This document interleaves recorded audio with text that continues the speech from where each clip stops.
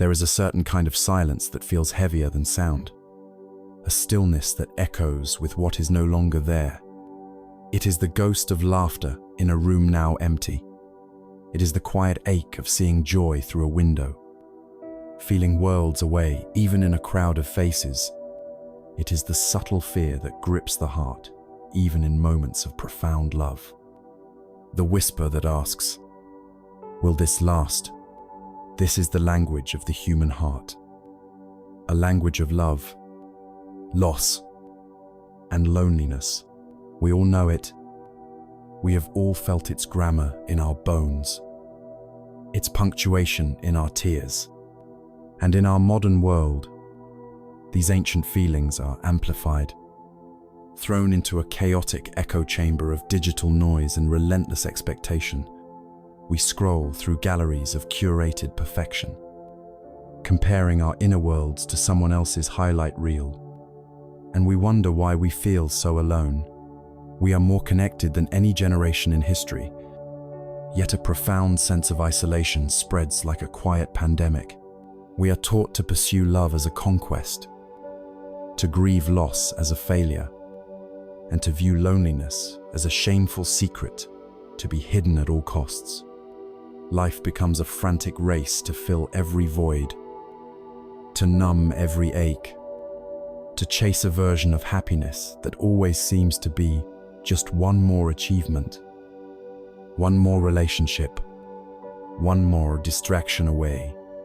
We build our lives on the shaky ground of things that must, inevitably, change and pass away. And then we are shattered when they do. We feel stuck, anxious, and deeply tired, running from the very feelings that make us human. But what if the path to healing is not a race at all?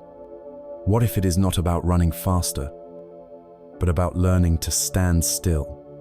What if the answer is not to build higher walls, to keep suffering out, but to learn how to open the door with courage and compassion? Millennia ago, another human being sat with these exact same questions, not a god, but a man who felt the sting of loss, who understood the complexities of love, and who faced the great wilderness of his own mind. His name was Siddhartha Gautama, the man who would become known as the Buddha, which simply means the one who is awake. The wisdom he discovered was not a magic cure, not a promise to eliminate pain, but rather a profound and gentle path to transform our relationship with it. It is a way of looking directly at our love, our loss, and our loneliness, not with fear, but with a clear and tender curiosity. This is an invitation to step off the treadmill of anxious striving and to begin a different kind of journey, a journey inward to find a refuge that cannot be shaken by the storms of life. This is a path of teachings that heal the soul, offering not easy answers, but timeless questions and practices that can lead us back to the calm, spacious wisdom of our own true nature. It is a journey into the heart of what it means to love, to lose, and to find a peace that does not depend on the world outside, but blossoms from within. To speak of the human heart is to speak of love. It is the sun around which our lives orbit, the force that inspires our greatest art, our deepest sacrifices, and our most profound moments of connection. We seek it, we celebrate it, we are transformed by it. And yet, so often, this beautiful, life-giving force becomes a source of immense suffering. A relationship that once felt like a safe harbor becomes a stormy sea of anxiety and fear. A connection that brought joy becomes a chain of expectation and disappointment. Why does the thing we desire most so often bring us so much pain? The wisdom of the Buddha offers a revolutionary insight, a subtle but powerful distinction that can change everything. It suggests that the suffering we experience in our relationships does not come from love itself, but from its close and deceptive shadow, a shadow known as attachment. In the ancient Pali language, this is called tanha, which translates as thirst or craving.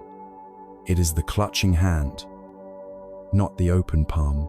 It is the feeling of deficiency, the gnawing belief that we are incomplete and that another person holds the key to our wholeness. Attachment is a form of hunger. It looks at another person and says, "I need you. I need your presence to feel secure. I need your approval to feel worthy. I need your affection to feel happy. My peace depends on you." This is not the language of love. It is the language of a contract, a fragile negotiation with reality, and because it is built on the foundation of our own inner emptiness, it is a foundation of fear, fear of loss, fear of abandonment, fear that the source of our well-being will be taken away. True love, in the Buddhist sense, is something else entirely. It is called metta, or loving kindness.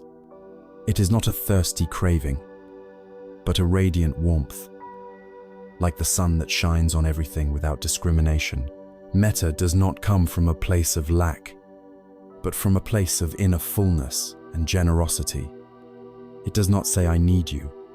It says, "I wish for you to be happy." It is a profound, unconditional benevolence. This love respects the freedom and autonomy of the other. It delights in their happiness, whether that happiness includes us or not. It does not seek to possess or control, but to support and uplift, while attachment is a clenched fist, desperately trying to hold on to something. Loving kindness is an open hand, offering its warmth freely and without expectation of return. It is not a feeling we fall into accidentally, but a capacity we can consciously and deliberately cultivate within ourselves. A skill for the heart. We can see the difference starkly in our own lives. If we have the courage to look, attachment wears many masks. It can disguise itself as intense passion, but beneath it is the cold grip of jealousy, which is not a measure of love, but a measure of insecurity and the desire for ownership. It can appear as deep caring, but it manifests as control, the subtle or overt attempts to manage another person's life, their choices, their friendships, all to soothe our own anxiety. It is the constant need for reassurance, the frantic checking of phones, the mental gymnastics of what if. Attachment turns a living, breathing person into an object, a utility for our own emotional regulation. We stop seeing them for who they are, and instead see them only in relation to our needs. We are no longer in a relationship with a person, but with our idea of them, and our fear of losing that idea. Love, on the other hand, liberates. It wants the other person to grow and flourish, even if that growth takes them in a different direction. It is the quiet, stable, and courageous ground upon which true intimacy can be built. There is a classic Zen story that illuminates this difference with perfect clarity. Two monks, an older one and a younger one, were on a long journey. They came to a river with a strong current. On the bank stood a beautiful young woman in a silken kimono, hesitant to cross for fear of ruining her clothes and being swept away. Without a word, the older monk walked up to her, gracefully lifted her into his arms, carried her across the turbulent water, and gently set her down on the other side. He bowed and continued his journey. The young woman bowed back and went on her way. The younger monk, however, was in turmoil. He was shocked, and his mind raced. Monks were forbidden from touching women. How could his companion have been so brazen? It was a serious violation of their monastic code. For the next several hours, as they walked in silence, the younger monk grew more and more agitated. He replayed the scene over and over in his mind. His inner monologue, a storm of judgment and indignation. He thought about the woman's beauty, the way the senior monk had held her, the scandal of it all. The burden of his thoughts grew heavier with every step. Finally, unable to bear it any longer, he burst out, "Brother, I cannot believe what you did back there. We are not supposed to touch women, let alone carry them in our arms like that. How could you break your vows?" The older monk looked at his companion, his eyes filled with a calm compassion. He smiled gently and said, "Brother, I set that woman down by the river hours ago. Why are you still carrying her?" This story is a profound teaching on the nature of attachment. The older monk acted from a place of pure, uncomplicated compassion. He saw a need, and he responded, freely and without a second thought. The action was clean, complete in the moment. Once it was over, it was over. He was free. He did not carry the woman, the rule, or the event with him. The younger monk, however, became attached, not to the woman herself, but to his ideas about the event, his judgments, his internal story. He clung to the incident, and it became a heavy mental burden. The woman by the river was long gone, but the woman in his mind was weighing him down, creating suffering where there needed to be none. This is precisely what we do in our lives and in our relationships. We cling, we carry people, conversations, and old wounds with us long after they have passed. We are in a relationship not with our partner as they are today, in this moment, but with a mental collage of every argument we've ever had, every fear they've ever triggered, every expectation they've failed to meet. We carry the ghosts of past loves into our present relationships. Comparing and despairing, we carry the hurt of a single unkind word for days, for weeks, letting it poison our perception. This is the weight of attachment. It is a burden of our own making. The first step toward freedom is to recognize what we are carrying, to look inward with gentle honesty and ask, what am I still carrying? Is it the memory of an ex-partner? Is it a fantasy of a perfect love I feel I was denied? Is it a resentment towards someone who hurt me like the younger monk? We often don't even realize we are carrying these burdens until they become so heavy that they cause us to cry out in pain. The practice of mindfulness is the practice of noticing the weight. It is the simple, non-judgmental recognition, I am carrying her again. I am carrying that argument again. I am carrying that fear again. Understanding this distinction between love and attachment is not about rejecting relationships or becoming cold and distant. It is the very opposite. It is about learning to love more purely, more freely, and more deeply.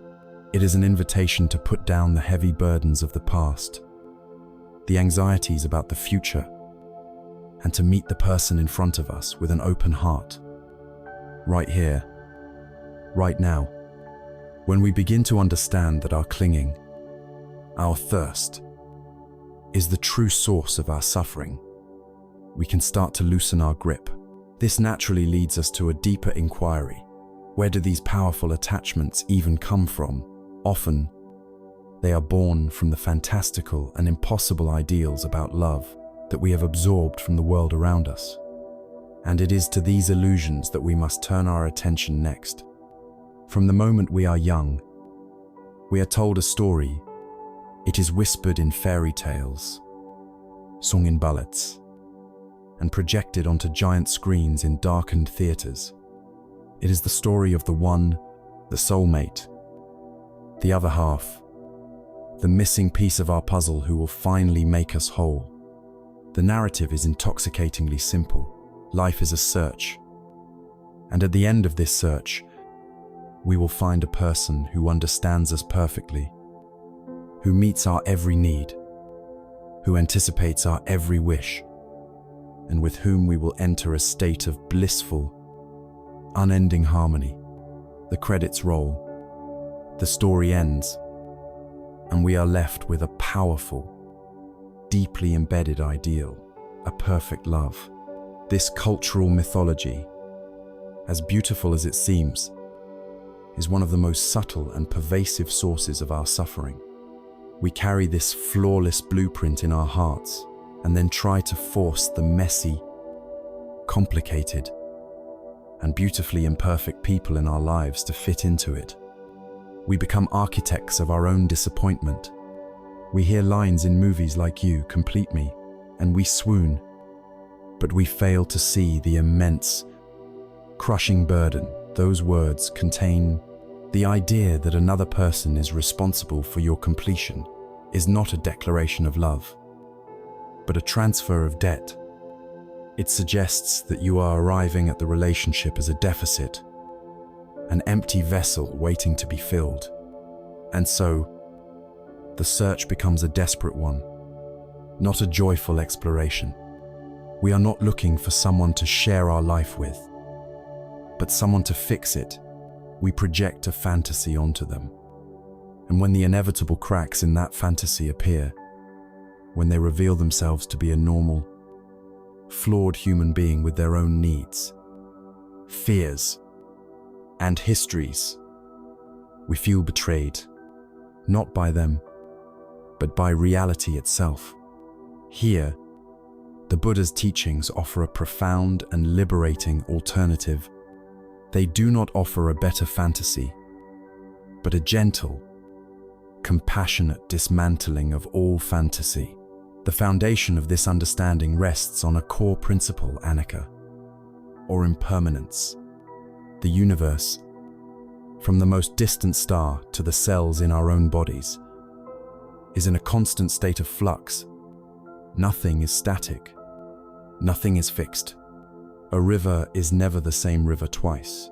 A cloud is a momentary shape in a ceaseless dance of vapor. And so it is with us. The person you were a year ago does not exist. The person you will be in a year is not yet formed. Your thoughts, your feelings, your beliefs are constantly shifting and evolving. To then expect a relationship, which is the dynamic interplay between two ever-changing systems, to be a fixed state of perfection, is to declare war on reality. It is like trying to nail a shadow to the floor. The suffering, known as dukkha, does not arise from the fact that things change. It arises from our craving and clinging for them to stay the same. It is the friction between our desire for permanence and the truth of impermanence that creates the heat of our anguish. When we expect our partner to be the same person they were when we first met, we are clinging. When we demand that the initial thrill of a new romance never fade, we are clinging. We are trying to freeze a living process into a dead photograph. And then we mourn when the life drains out of it. The Buddha's path invites us to do something far more courageous, to love the living, changing, unpredictable process itself. This requires a radical shift in perspective. The journey must turn away from the external search for the right person and turn toward the internal cultivation of being the right person. This means becoming a person who possesses the wisdom and compassion to navigate the realities of love, rather than one who is searching for a love that requires no wisdom or compassion. It is about developing the capacity to love an imperfect person, not holding out for a mythical perfect one. It is about accepting them as they are, in this moment, not as the idealized version you hold in your mind, It is about accepting yourself as you are, with your own flaws and triggers, and it is about accepting the relationship itself as a living organism, with its own seasons of growth, decay, and renewal. This journey from illusion to acceptance is powerfully illustrated in the ancient Buddhist story of Kisa Gotami. Kisa Gotami was a young woman whose infant son had died, consumed by a grief so total it bordered on madness. She refused to accept his death, clutching his small, lifeless body. She went from house to house, from neighbor to neighbor, begging for a medicine that could bring him back. Some pitied her, others scorned her, but no one could help. Finally, a wise man saw her desperation and, instead of dismissing her, showed her compassion. He told her, "I do not have the medicine you seek, but I know someone who does. Go to the Buddha." Kisa Gotami rushed to find the Buddha and, prostrating herself before him, explained her plight. "Can you make a medicine that will revive my son?" she pleaded. The Buddha looked at her with immense kindness and said, "I can, but to make this medicine, I require a special ingredient.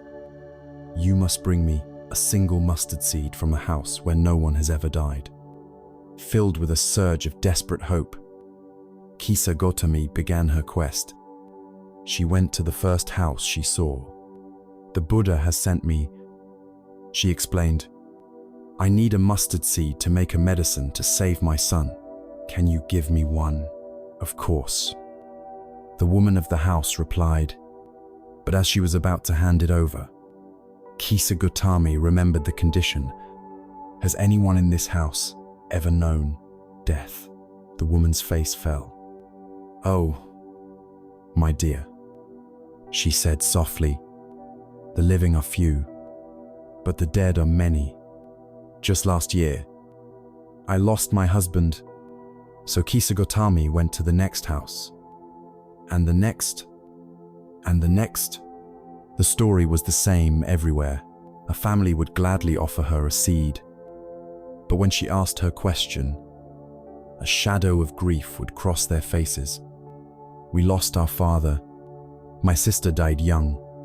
Our first child was taken from us." House after house, she heard the universal litany of loss. As the day wore on, her frantic, personal grief began to transform. She was no longer alone in her pain.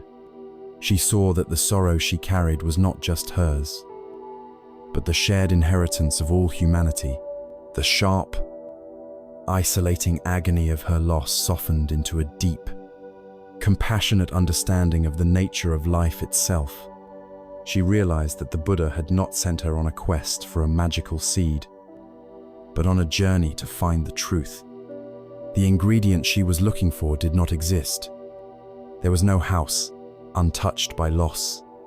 Her search for the perfect, impossible cure had led her to a profound acceptance of reality. She gently carried her son's body to the charnel ground, let him go, and returned to the Buddha. He looked at her and asked, "Did you bring the mustard seed?" "No, Lord," she replied, her voice now calm and clear. "The work is done. I have seen that I am not alone in my sorrow. I understand that death is a part of life. Our search for the perfect love is Kisa Gotami's search for the mustard seed from a house that has never known loss. It is a quest for an illusion. We go from relationship to relationship, hoping to find one that has never known conflict, never known disappointment, never known boredom or sadness. But it does not exist, and the more we search for this fantasy, the more we suffer. The real healing begins when, like Kisa Gotami, we realize the futility of our search. It is in that moment of surrender that our personal feeling of being cheated by love transforms into a compassionate understanding of the nature of all relationships They are all imperfect. They are all marked by change. They are all, in their own way, beautiful. To release the myth of perfection is not an act of cynical resignation. It is an act of profound liberation. It frees our partners from the impossible burden of having to be our savior. It frees us from the constant anxiety of comparison and judgment. It allows us to finally show up in our relationships as we are, and to let our partners do the same. When we stop searching for a love that is perfect, we create the space to cultivate a love that is real. And this real love is not built on fantasy, but on a tangible, trainable quality of the heart, a radiant warmth that we can offer to ourselves and to the world. This quality is known as metta, or loving kindness. Having dared to release the fragile fantasy of a perfect love, we might feel a sense of emptiness, a void where our grand expectations used to be. We might ask, what do we build in its place if we are not searching for a mythical other half? What is the foundation for a real, breathing, and resilient connection? The Buddhist tradition offers an answer that is not a destination, but a path. It is not something to be found, but something to be cultivated. It is a quality of the heart known as metta, a Pali word most often translated as loving kindness. Before we explore what metta is, it is crucial to understand what it is not. Metta is not romantic love, with its roller coaster of passion and desire. It is not conditional affection, the kind of love that is offered in exchange for something else. The love that says, I will love you if you make me happy. It is not a call to be a passive doormat, accepting harmful behavior without boundaries. And most importantly, metta is not a feeling that we must passively wait to arise within us. It is an active, intentional, and courageous practice. It is a form of mental training, a resolute commitment to developing a heart that is warm, open, and fundamentally friendly towards all of existence. It is the simple but revolutionary wish for all beings, without exception, to be well, to be happy, and to be free from suffering. Think of it not as a flickering candle, dependent on the winds of mood and circumstance, but as the sun, which radiates its light and warmth on all things impartially, on the saint and the sinner, the flower and the stone. The practice of metta, this radical cultivation of friendliness, begins in the most intimate and often the most difficult place of all, with ourselves. In a world that teaches us self-criticism as a tool for motivation, the idea of offering loving kindness to oneself can feel awkward, selfish, or even impossible. We are often our own harshest judges, replaying our mistakes on an endless loop, speaking to ourselves with a cruelty we would never direct at a friend. The Buddha understood this intimately. He taught that you cannot pour water from an empty vessel. To try and offer genuine love to others from a heart that is barren of self-acceptance is an exhausting and unsustainable act. Therefore, the journey of metta must begin at home, within the landscape of your own being. It is not selfish. It is the necessary foundation. So, how do we begin? It starts with a simple, quiet intention. You can try it now, just for a moment, finding a comfortable posture, closing your eyes if you wish, and silently repeating a few simple phrases directed at your own heart. The words are not magic, but their gentle, persistent repetition can begin to change the deep-seated patterns of the mind. You might silently offer the words, "May I be safe. May I be healthy and strong. May I be happy. May I live my life with ease." At first, your mind might rebel. It might say, "I don't deserve this," or "This is pointless." That is okay.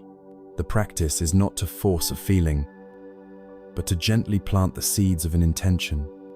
You simply notice the resistance, and with the kindness of a patient gardener, you return to the phrases. You are learning to speak to yourself in a new language, the language of unconditional friendship. Once you have established a small, warm hearth of metta for yourself, the practice then expands outward in ever-widening circles. First, you bring to mind someone you love, easily and without complication. A dear friend, a beloved family member, perhaps even a pet. It is easy to wish them well. You hold their image in your mind and offer them the same phrases. May you be safe. May you be happy. May you live with ease. You allow the warmth you feel for them to fill your heart. This step helps to amplify the feeling of metta, to make it strong and stable. Next, the circle widens to include a neutral person. This might be someone you see regularly but have no strong feelings about, like a cashier at the grocery store, a person who delivers your mail, or someone you pass on your daily commute. This is a crucial step, as it begins to stretch the muscle of metta beyond the confines of personal preference. You are learning to offer goodwill simply because they are a fellow being who, just like you, wishes to be happy. Then comes the most challenging and transformative stage, offering metta to a difficult person. This is someone with whom you have conflict, someone who has hurt you or angered you. The mind immediately resists. Why should I wish them well? The teaching here is subtle and profound. The practice is not about condoning their harmful actions or forcing a reconciliation. It is about your own liberation, holding on to anger, resentment, and hatred is like clutching a burning coal in your hand with the intention of throwing it at someone else. You are the one who gets burned. To offer even a flicker of metta towards a difficult person, perhaps starting with "May you be free from the suffering that causes you to act in this way," is to begin to open your own clenched fist and release the burning coal. It is a supreme act of self-compassion, freeing you from the prison of your own bitterness. Finally, the practice culminates in radiating metta in all directions, to all beings everywhere, to friends, to strangers, to enemies, to humans, to animals, to all beings in all realms of existence. May all beings be safe. May all beings be happy. This final stage breaks down the artificial walls of us and them, connecting you to a sense of universal kinship and dissolving the painful illusion of a separate, isolated self. The power of metta is not merely theoretical. It is depicted as a force capable of taming the most violent rage. In one of the most famous stories from the Buddha's life, his jealous cousin, Devadatta, conspired to assassinate him. Devadatta arranged for a notoriously savage elephant named Nalagiri to be intoxicated with alcohol and set loose on the path where the Buddha was calmly walking for alms. When the people of the city saw the enraged elephant charging, they screamed and fled in terror. The Buddha's loyal attendant, Ananda, in a moment of panic, ran in front of the Buddha to shield him with his own body. But the Buddha calmly told Ananda to stand aside. He did not run. He did not prepare to fight. He simply stood still, his heart and mind completely steady, and radiated a powerful, focused, and unwavering field of pure loving kindness directly at the charging beast. The elephant, a creature of pure, violent instinct, felt this immense wave of unconditional friendliness. Its maddened rage was met not with fear or aggression, which would have only fueled it, but with an energy that was its complete opposite. The chronicles say that as Nalagiri drew near, its eyes softened, its raised trunk lowered, its forward charge slowed to a walk, and then it stopped, sinking to its knees before the Buddha, subdued not by force, but by the overwhelming power of love. This story serves as a potent metaphor. The raging elephant, Nalagiri, is our own untamed mind. It is our own anger, our own fear, our own jealousy, our own despair, charging at us with seemingly unstoppable force. Our instinct is to do what the townspeople did, to run in fear, or to do what Ananda did, to try and block it with resistance. The Buddha shows us a third way, to meet that ferocious energy with the steadfast, transformative power of metta, to turn a friendly heart towards our own demons. This is how we heal. This is how we find peace. Not by vanquishing our inner enemies, but by loving them into submission. Metta is more than just a meditation practice. It is a way of life. It is the foundation for a love that is not based on need or fantasy, but on a generous and stable heart. But love in the real world is not always about radiant happiness. Life inevitably brings pain, sorrow, and suffering, both for ourselves and for those we love. When faced with real pain, simply wishing for happiness may not feel like enough. Another quality of the heart is needed, one that has the courage not just to wish well from a distance, but to move towards the suffering and embrace it with wisdom and strength. This courageous quality is known as karuna, or compassion. Metta, the radiant warmth of loving kindness, teaches us to wish for the happiness of all beings. It is a beautiful and essential foundation for the heart. But we live in a world where happiness is not always present. Life, in its raw and unfiltered reality, is filled with moments of pain, sickness, disappointment, and sorrow. A friend receives a difficult diagnosis. A family member loses their job. We witness suffering on the news, and we feel it in our own bones when our own hopes crumble. In these moments, simply wishing for happiness can feel inadequate, like offering a sun hat in a snowstorm. The heart is called to respond in a different way. It is here that metta blossoms into its courageous sibling, karuna, the Pali word for compassion. If metta is the wish for happiness, karuna is the heart's response to suffering. It is the tremor of empathy we feel when we witness pain. But it does not stop there. Karuna is active. It is the sincere and urgent wish. May you be free from this suffering. And it is the inner motivation to do what we can to help alleviate that suffering. It is love in action when faced with pain.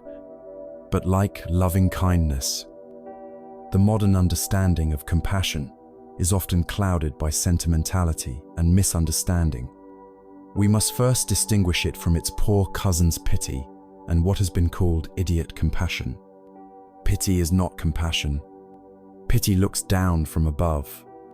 It creates distance. When we pity someone, we are implicitly saying, "You are over there in your suffering, and I am over here, safe from it.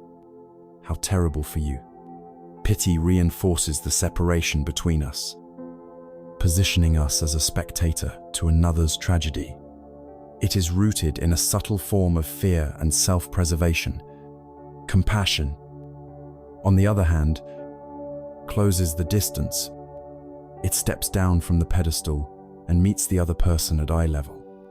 It recognizes our shared humanity, our shared vulnerability to pain.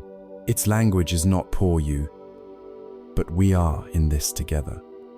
It says, I recognize your pain because I, too, know what it is to suffer. This is the radical empathy that dissolves the illusion of separation. Furthermore, true compassion must be distinguished from a misguided, weak form of sentimentality, sometimes called idiot compassion. This is the compassion that lacks wisdom. It is the inability to say no for fear of hurting someone's feelings. It is the enabling of another's self-destructive habits because setting a boundary feels unkind. It is trying to protect someone from every consequence of their actions, thereby robbing them of the opportunity to learn and grow. True karuna is infused with wisdom. It is courageous. It understands that sometimes the most compassionate act is to set a firm boundary, to speak a difficult truth, or to allow someone to face the natural outcome of their choices. It is the fierce compassion of a mother who pulls her child back from a busy street, even if the child cries in protest. It is not about being nice. It is about being a force for genuine, long-term well-being. The ultimate nature of compassion is not to take on another's suffering and drown alongside them. It is to remain firmly on the shore of our own stability and equanimity, so that we can throw them a rope if we become overwhelmed by their pain, consumed by their drama. We are of no use to anyone. Compassion, therefore, requires immense inner strength. It is the capacity to keep our hearts open in the presence of pain without being destroyed by it. And this strength, this stability, must first be cultivated by turning compassion inward. Just as we must offer loving kindness to ourselves, we must also offer ourselves compassion. We all fail. We all make mistakes. We all carry wounds and regrets. More often than not, our response to our own suffering is harsh judgment, a relentless inner critic that tells us we are not good enough, that we should have known better. This inner warfare is exhausting, and it leaves us with no resources to offer the world. Self-compassion is the radical act of meeting our own pain with the same kindness and understanding we would offer a dear friend. It is noticing our failure and whispering, "This is a moment of suffering. Suffering is a part of life. May I be kind to myself in this moment." It is not an excuse for poor behavior, but rather the creation of an inner environment of safety that gives us the strength to learn from our mistakes and try again. Without a deep well of compassion for ourselves, our compassion for others will always be shallow and easily depleted. The Buddha himself provided the most powerful example of compassion in action. In one story, there was a monk who had fallen gravely ill with a disfiguring and foul-smelling disease. His condition was so unpleasant that the other monks in the monastery, repulsed by the sight and smell, completely neglected him. He was left to lie alone in his own filth, isolated and suffering terribly. One day, the Buddha was walking through the monastery with his attendant, Ananda, and he heard the faint groans of the sick monk. He went to the dwelling and saw the man's horrific condition. The Buddha did not recoil. He did not call for others to help. Instead, he turned to Ananda and said, "Go, bring some water." The Buddha then gently approached the sick monk. With his own hands, he began to wash the man's sores, cleaning his body of the accumulated filth. He changed the man's soiled robes for clean ones. He and Ananda then lifted the monk and placed him on a fresh, comfortable bed. After the man was settled, the Buddha sat beside him and began to teach him, offering the medicine of the Dharma to soothe his mind as he had soothed his body.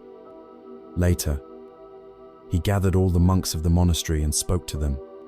"Brothers," he said, "you have no mother or father here to care for you. If you do not care for one another, who will? Whoever would tend to me. Let him tend to the sick. This story is a masterclass in karuna. The Buddha's compassion was not theoretical. It was practical, hands-on, and unhesitating. It was not reserved for the righteous or the pleasant, but was extended to the one who had been abandoned by everyone else. He met the suffering where it was, without aversion, and his action was a teaching in itself. Compassion is a shared responsibility that builds the very fabric of community. In our own lives, we may not be called to perform such dramatic acts, but the practice of compassion unfolds in the countless small moments of our day. It is the courage to put down your phone and truly listen with your whole being to a friend who is in distress. This deep, non-judgmental listening is one of the most profound acts of compassion we can offer. It creates a space where another person feels seen, heard, and validated in their pain. Compassion is in the simple gesture of making a cup of tea for a partner who has had a hard day. It is in the patience you show a frustrated child or an elderly parent. It is in the silent intention you form when you see an ambulance pass. May the person inside be safe. May their family find peace. This is why karuna is called the courage of compassion. It takes real courage to move toward pain when our every instinct is to move away. It is easy to numb ourselves, to distract ourselves, to armor our hearts against the sorrows of the world. But this armor also blocks out the joy, the connection, and the richness of a fully lived life. Compassion is the willingness to be vulnerable, to let the world touch you. It is the brave and tender commitment to keeping your heart soft in a world that can often feel hard. When we learn to love with selfless warmth through metta, and to be present with suffering through the courageous heart of karuna, we have built a profound foundation for navigating our human relationships. But even with these tools, we must inevitably face the deepest source of suffering in love, the reality of loss. To truly understand and heal from loss, we must look directly at the universal law that governs all of existence, the uncomfortable but ultimately liberating truth of impermanence, or anicca. We have looked outward, and we have seen that the world is a shimmering dance of impermanence, that nothing holds its form forever. Now, we turn our gaze inward, to the one thing we feel is solid, the very center of our universe, the entity we spend our entire lives protecting, promoting, and defending. We turn our gaze to the self, to the I that we believe ourselves to be. Who are you? Really, take a moment to consider that question. The answers often come quickly, like well-rehearsed lines in a play. I am a name, a profession, a parent, a child, a collection of memories and hopes. But what happens when those things change? When the job is lost? When the children grow up? When the memories fade? Who are you then? This question lies at the heart of our deepest anxieties.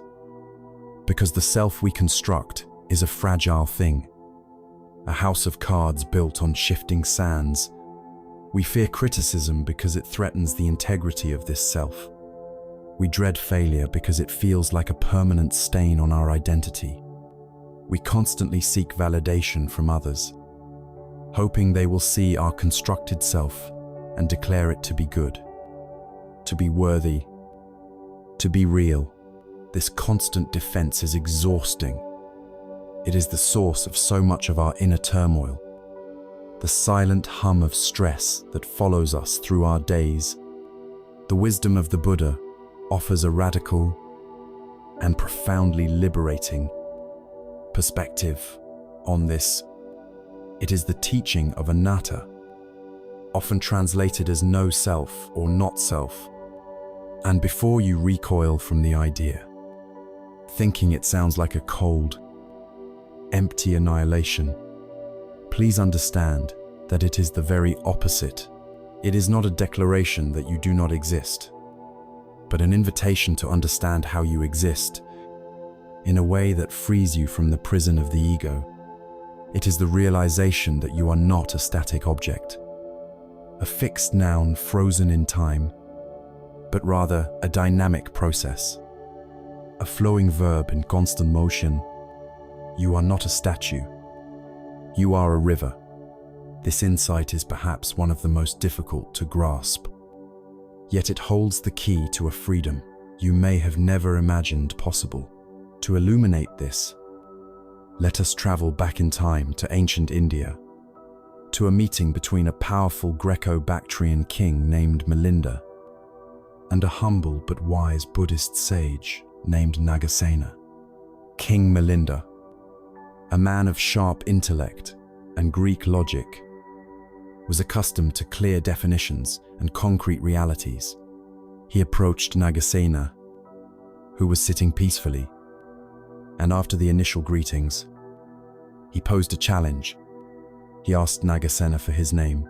The sage replied, "I am known as Nagasena, O king.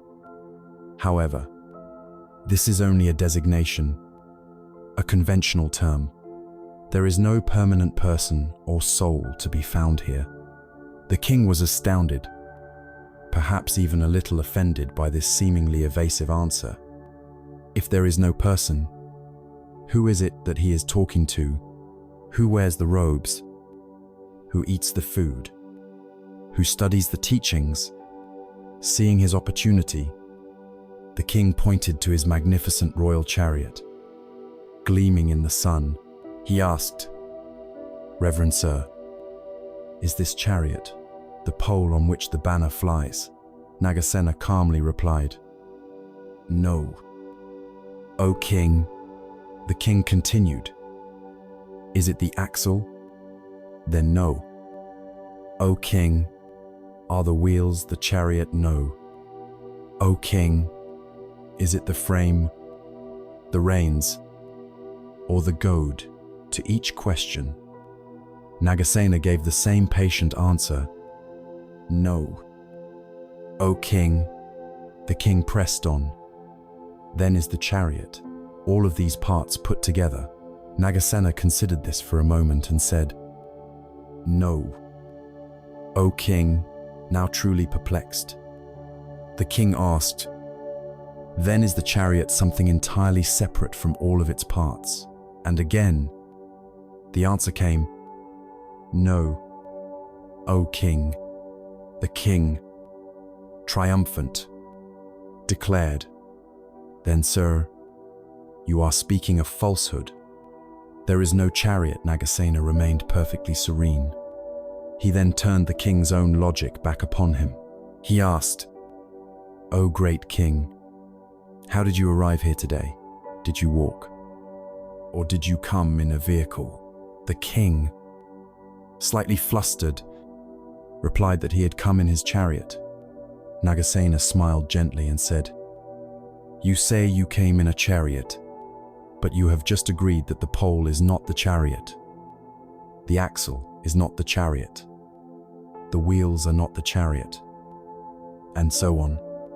So where is this chariot you speak of?" The king was silent. Nagasena then delivered the profound teaching, "O king, chariot is but a convenient name, a designation we use when all these parts, the wheels, the axle, the frame, and the pole, are assembled and function together. There is no intrinsic, separate, permanent chariotness to be found. It is a functional whole, dependent on its parts, and existing only as a convention." And then he made the crucial connection in exactly the same way. "O king, Nagasena is but a convenient name, a designation for this collection of mind and body. But when we look closely, we find no permanent, unchanging self, no core entity that stands apart from its components. This is the heart of anatta. The self that we cherish and defend so fiercely is just like King Milinda's chariot. It is a name we give to a temporary assembly of constantly changing parts. What are these parts? In this ancient psychology, they are known as the 5 aggregates, or the 5 skandhas. Think of them as 5 flowing streams that converge to create the illusion of a solid self. The first is form, our physical body. Is your body the same as it was 7 years ago? Or even 7 minutes ago, cells are dying and being replaced. Air is flowing in and out. Sensations are constantly shifting. Your body is a process, not a fixed thing. The second is feeling, or sensation. Pleasant, unpleasant, or neutral feelings arise in every moment. Are you your happiness? Are you your sadness? These feelings come and go like clouds in the sky. They are not a permanent part of you. The third is perception. The way our mind labels and recognizes things. We see a shape and color, and our mind labels it tree. We hear a tone of voice, and our mind labels it insult. These perceptions are learned, conditioned, and often mistaken. They are not a stable foundation for a self. The fourth is mental formations, which includes all our thoughts, intentions, biases, habits, and impulses. These are like currents in the stream of consciousness, patterns of energy that rise and fall, not a solid, singular thinker behind them. And finally, the fifth aggregate is consciousness itself, the fundamental awareness that knows the other 4. But even this awareness is not a constant, independent soul. It arises in dependence upon conditions. An eye and a form give rise to visual consciousness. An ear and a sound give rise to auditory consciousness. It flickers from moment to moment, dependent and interconnected. So, the self, the I, is this momentary coming together of body, feelings, perceptions, mental habits, and consciousness. It is a verb, not a noun. It is a dynamic event, not a static entity. What does this mean for our suffering? It means everything. When someone criticizes you, what are they criticizing? They are criticizing a fleeting combination of thoughts, feelings, and a body that is already changing. It is not an attack on an eternal, solid core, because no such core exists. When you realize this, the sting of criticism lessens dramatically. It is like an arrow shot into empty space. It has nothing to stick to. When you experience failure, what has failed a particular process? A combination of actions and conditions. It is not a permanent brand on you. There is no solid you to be branded. You are free to simply observe the process, learn from it, and begin a new one. The heavy burden of having to be a success begins to lift. The desperate need for approval and validation from others begins to dissolve. Why? Because you are no longer trying to get others to certify the reality of a fictional character. You are no longer propping up a statue and begging people to admire it. You are simply present with the flowing, changing, miraculous process of life as it unfolds, moment by moment. This is not a loss of self, but a liberation from the prison of self. You gain a profound flexibility, a deep resilience. A statue is brittle. When struck, it shatters. A river is fluid. When it meets a rock, It simply flows around it. By letting go of the rigid idea of a fixed self, you become like the river. You can adapt, you can learn, you can change, you can respond to life with grace and wisdom, rather than with fear and defensiveness. You are no longer defined by your past mistakes or your future anxieties. You are defined only by this present moment and the boundless potential it holds. We have now seen that the world outside us is characterized by impermanence, by anicca, and we have looked inside and seen that the very observer, the self, is characterized by this same fluid, process-like nature, the wisdom of anatta. A natural question then arises: if everything is a selfless, impermanent flow, where does our deep-seated dissatisfaction, our pain, our suffering truly come from? What is the engine that drives this sense of unease? Even when we understand these truths intellectually, this leads us directly to the next step of our journey, to look unflinchingly at the precise origin of suffering itself.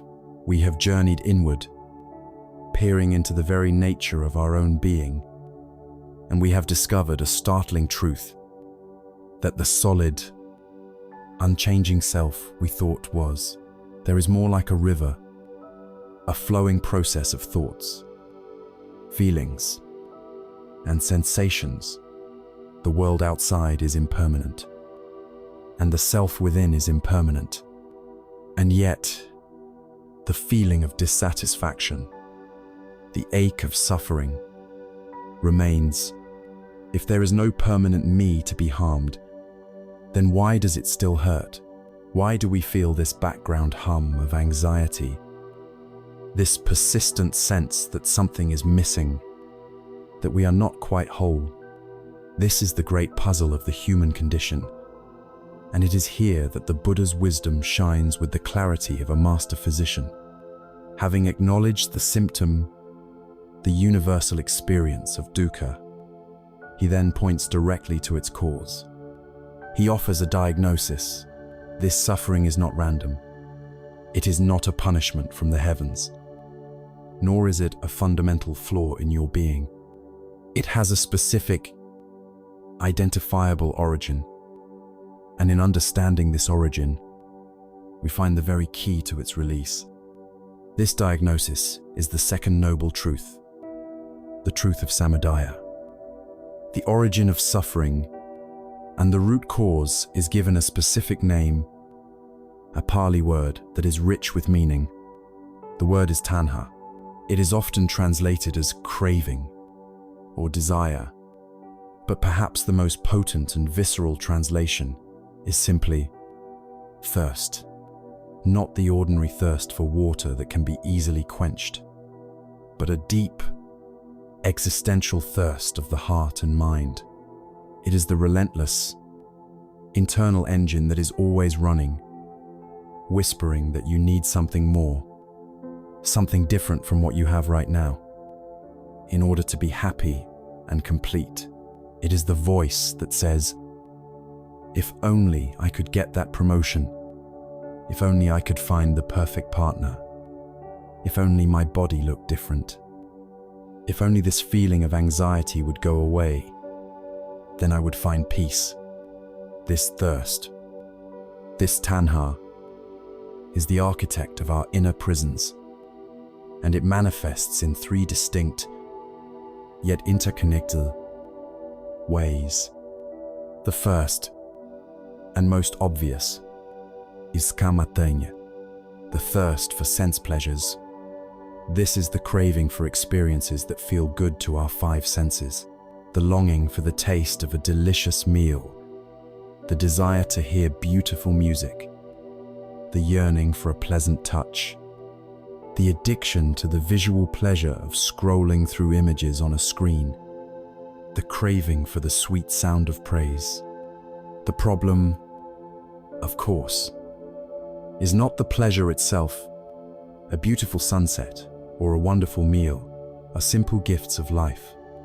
The problem is the thirst, the frantic chasing after these pleasures, and the clinging to them when they arise, because they are, by their very nature, impermanent.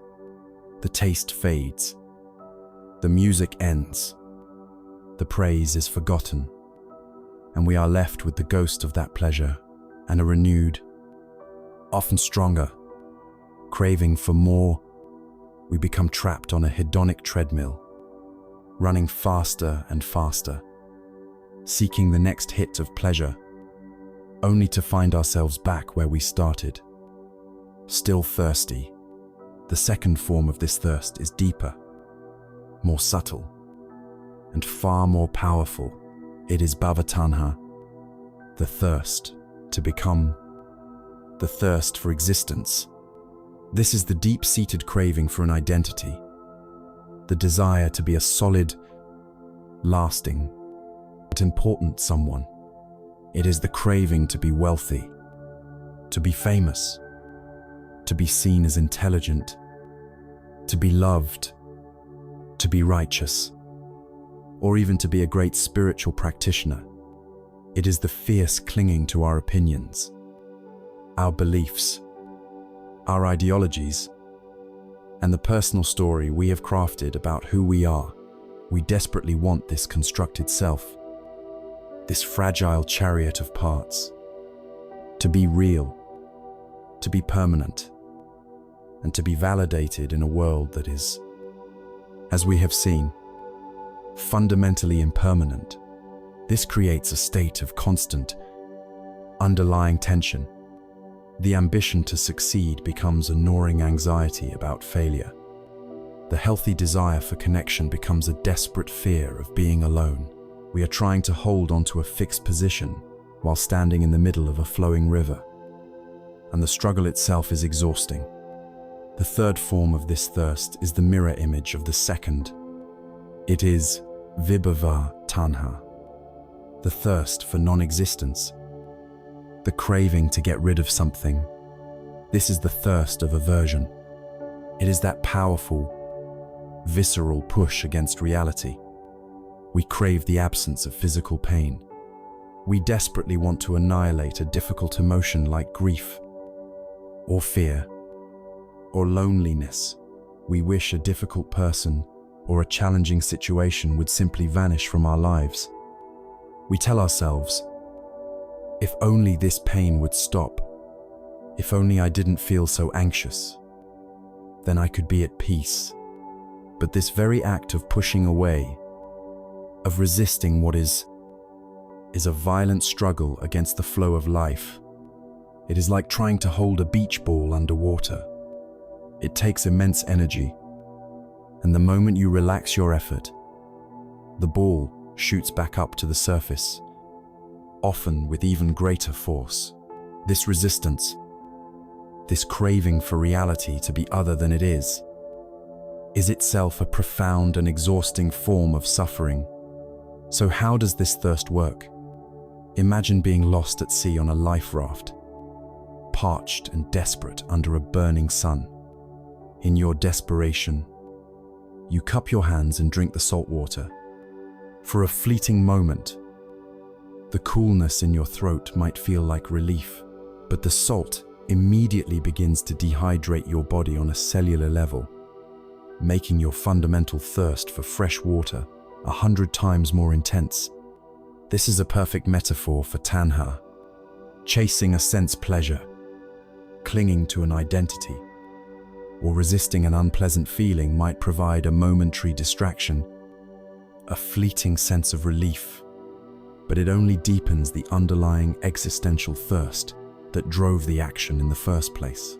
This is the vicious cycle, the endless loop of wanting, getting, a brief moment of satisfaction, the inevitable fading of that satisfaction, and the renewed, often stronger, wanting. This is the engine of dukkha. There is a powerful story that illustrates this principle with beautiful simplicity. It is the story of the two arrows. The Buddha said that in life, we cannot avoid being struck by the first arrow. This arrow represents the unavoidable pain and difficulty inherent in human existence. You will experience sickness. You will experience the loss of people you love. You will face disappointment, betrayal, and failure. Your body will age. This is the first arrow. It is the objective reality of the world, and it causes pain. There is no spiritual practice that makes one immune to this first arrow. But, the Buddha said, most of us, immediately after being struck by the first arrow, proceed to shoot a second arrow into ourselves. This second arrow is made of our own mind. It is made of tanha. It is the arrow of our reaction. It is the thought that says, "Why me? This shouldn't be happening. This is unfair. I can't stand this." It is the desperate craving for the situation to be different, which is vibhava tanha. It is the outraged clinging to our idea of how life is supposed to be, which is bhava tanha. It is the frantic search for some pleasure or distraction to numb the pain, which is kama tanha. The first arrow causes pain. The second arrow causes suffering. The initial event is painful, but the story we tell ourselves about it, the resistance we mount against it, the craving for it to be otherwise, that is the suffering we add on top. The profound wisdom here is that while we may have little control over the first arrow, we have complete control over the second. The spiritual path is not about building an armor so thick that the first arrow can never pierce it. That is an impossible task. The path is about developing the wisdom and the mindfulness to recognize that we are holding the bow and the second arrow in our own hands. It is about learning to put the bow down. Peace is not found in a magical life, free from all difficulty. Peace is found in the ability to experience the pain of the first arrow without firing the second. This diagnosis, this identification of thirst as the root of suffering, is not a pessimistic conclusion. It is the most radically hopeful message imaginable. Because if our suffering was caused by an external force, by fate, or by the inherent evil of the world, we would be helpless victims. But if it is caused by tanha, by a craving and a clinging that happens within our own minds, then it means the solution is also within our grasp. If we are the ones shooting the second arrow, it means we also have the power to stop. And so, having clearly diagnosed the cause of our condition, the next logical step on this path of healing is to ask the most important question of all. Is it possible to quench this thirst? Can this cycle be broken? This question leads us directly to the promise of a cure, to the third noble truth, the truth that there can be an end to suffering. We have walked a path together into the heart of our own experience. We have looked honestly at the pervasive sense of dissatisfaction, the dukkha, that colors so much of our lives.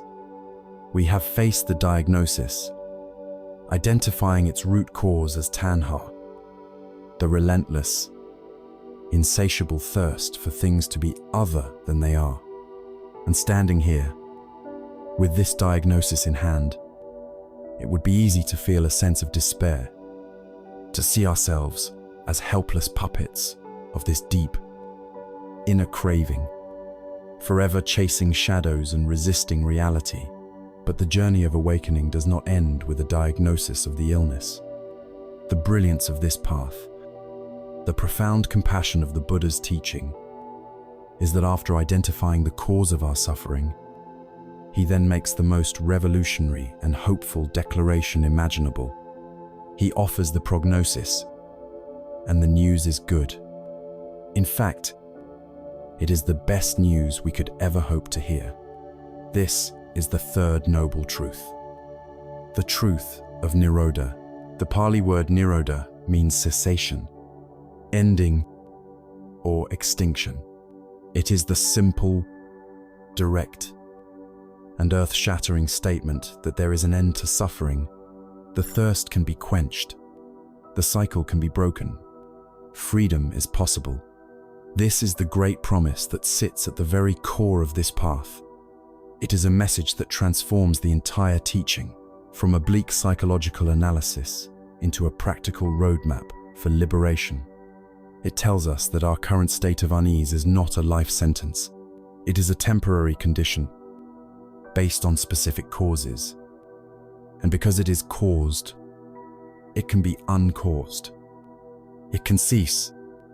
Now, it is crucial that we understand what this cessation, this nirodha, actually is and what it is not.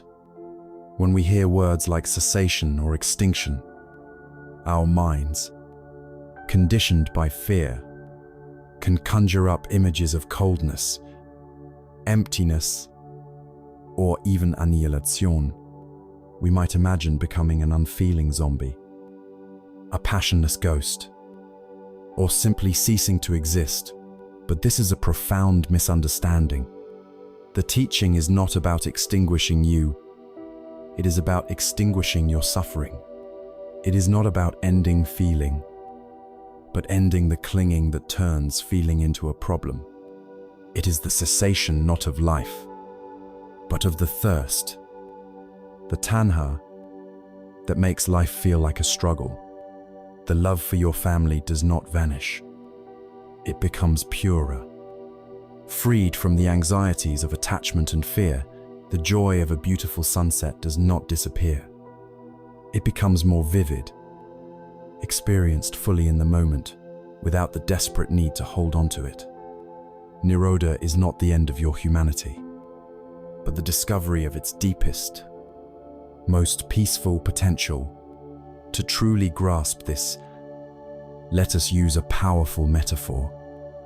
The metaphor of fire. Think of your suffering, your anxiety, your restlessness as a raging fire. It's hot, it's agitating, it's consuming, and it's constantly demanding more fuel to keep it burning. What is the fuel for this fire? It is tanha. Every time you frantically chase a sense pleasure, you are throwing a log on the fire. Every time you desperately cling to your identity, your opinions, your story of me, you are piling on more fuel. Every time you violently resist a painful emotion or a difficult situation, you are fanning the flames. As long as we keep feeding the fire with the fuel of craving, it will continue to burn, scorching our hearts and clouding our minds with its smoke. The state of liberation which Nirodha points to is called nirvana, or, in Pali, nibbana, and the literal meaning of this famous word is to extinguish, to blow out, or to cool. The wisdom here is subtle and beautiful. You do not have to attack the fire. You do not have to pour water on it or try to smother it. All you have to do is to stop feeding it. When you learn to recognize the fuel of tanha in your mind, and you gently, mindfully, stop adding it to the fire, what happens? The fire, deprived of its fuel, naturally and gracefully burns itself out. It simply ceases. And what is left when the fire is gone? Is it a dark, empty, charred void? No. What is left is coolness. The agitation is gone. The searing heat of wanting is gone. The choking smoke of delusion is gone. What remains is a profound and spacious peace. What remains is the natural clarity of the mind, no longer obscured by the flames. This coolness, this peace, this clarity, this is nirvana. It is not a place you go to, but a state you uncover within yourself when the fires of greed, hatred, and delusion have been allowed to die down. So what does this state feel like? What is the quality of a mind that has tasted this freedom? It is First and foremost, a state of profound peace. A peace that is not dependent on having everything in your life go exactly as you want. It is the peace that comes from no longer being at war with reality. It is the end of the inner conflict, the end of shooting the second arrow. The first arrows of life may still fly, but they land in a vast, open, peaceful space, and they no longer trigger the chain reaction of suffering. It is a state of lucid clarity, when the mind is no longer agitated by the desperate push and pull of craving. You begin to see things with a startling new wisdom. You see the impermanence of all things not as a threat, but as a beautiful, natural dance. You see the selfless, process nature of your own being not as a loss, but as an incredible freedom. This state is unconditional freedom, not the freedom to do whatever you want, which is often just another form of slavery to your impulses, but the freedom from the tyranny of those impulses. It is the freedom from being hijacked by your anger, your fear, your greed. It is the freedom to choose how you respond to life, to act from a place of wisdom and compassion rather than from conditioned, automatic reactivity. And perhaps most beautifully, it is a state where you experience life more purely, when you are no longer trying to possess and consume your pleasant experiences. You can truly savor them. When you are no longer trying to annihilate your painful experiences, you can meet them with a gentle, spacious curiosity that allows them to teach you and then pass on their own. And the most hopeful part of this truth is that nirvana is not a far-off heaven reserved for saints and ascetics after a lifetime of striving. It is not a reward you get after you die. It is a potential that exists within you, right here, right now. It can be tasted in this very life, in this very moment. Every time you mindfully notice a wave of craving arise and you allow it to be there without being swept away by it, you are touching nirvana. Every time you meet a moment of frustration with a breath of patience instead of a surge of anger, you are experiencing the coolness of nirvana. Every time you let go of a rigid opinion and open your mind, you are experiencing the freedom of nirvana. It is the natural state of the mind when it is unburdened. It is the sky, and our suffering is just the clouds. The sky is always there, waiting to be revealed. So, we stand at a pivotal point in our journey. We have seen the symptom, dukkha. We have understood the diagnosis, tunya. And now, we have received the incredible prognosis, nirodha, the truth that a cure exists, a state of profound peace, clarity. And freedom is not just a philosophical fantasy, but a tangible human possibility. The fire of suffering can be extinguished by removing its fuel. This promise, this good news, naturally gives rise to the most practical and urgent question of all. If freedom is possible, how do we attain it? If we are to stop feeding the fire, what are the specific instructions for doing so? What is the prescription for this cure? This question leads us directly to the final and most practical of the Four Noble Truths. It leads us to the path itself. We have arrived at a place of profound hope. We have journeyed through the landscape of our own human condition, acknowledging the reality of our dissatisfaction, the dukkha. We have peered into the workings of our own minds to find its cause, the insatiable thirst of tanha, and we have been given the most liberating news possible, the truth of nirodha, the promise that this thirst can be quenched, that this suffering can end. The diagnosis has been made. The prognosis is one of hope, and so we now arrive at the most vital, the most practical, the most pressing part of our journey, we arrive at the prescription. If a cure exists, what are the steps we must take? If freedom is possible, how precisely do we walk from the prison of our conditioning into the open air of liberation? The answer to this question is the culmination of the Buddha's teaching. It is not a secret mantra or a magic pill, but a clear, comprehensive, and compassionate guide for living. It is the fourth noble truth, the truth of the path itself, the Noble Eightfold Path. This is the map. After showing us where we are and why we are stuck, the Buddha now unfolds a detailed map that shows the way out. This path, known in the ancient Pali language as the Arya Atthangika Magga, is often called the middle way. And to understand its beauty, we must first understand what it is a middle way between. Before his enlightenment, the Buddha, like many seekers of his time, practiced extreme forms of asceticism. He starved his body, held his breath until his head throbbed with pain, and pushed himself to the absolute limits of physical endurance. Believing that he could conquer suffering by punishing the body, he became so emaciated that he could touch his stomach and feel his spine. Yet peace and freedom remained elusive. He realized that tormenting the body was just another form of violence, another form of suffering, not a path out of it.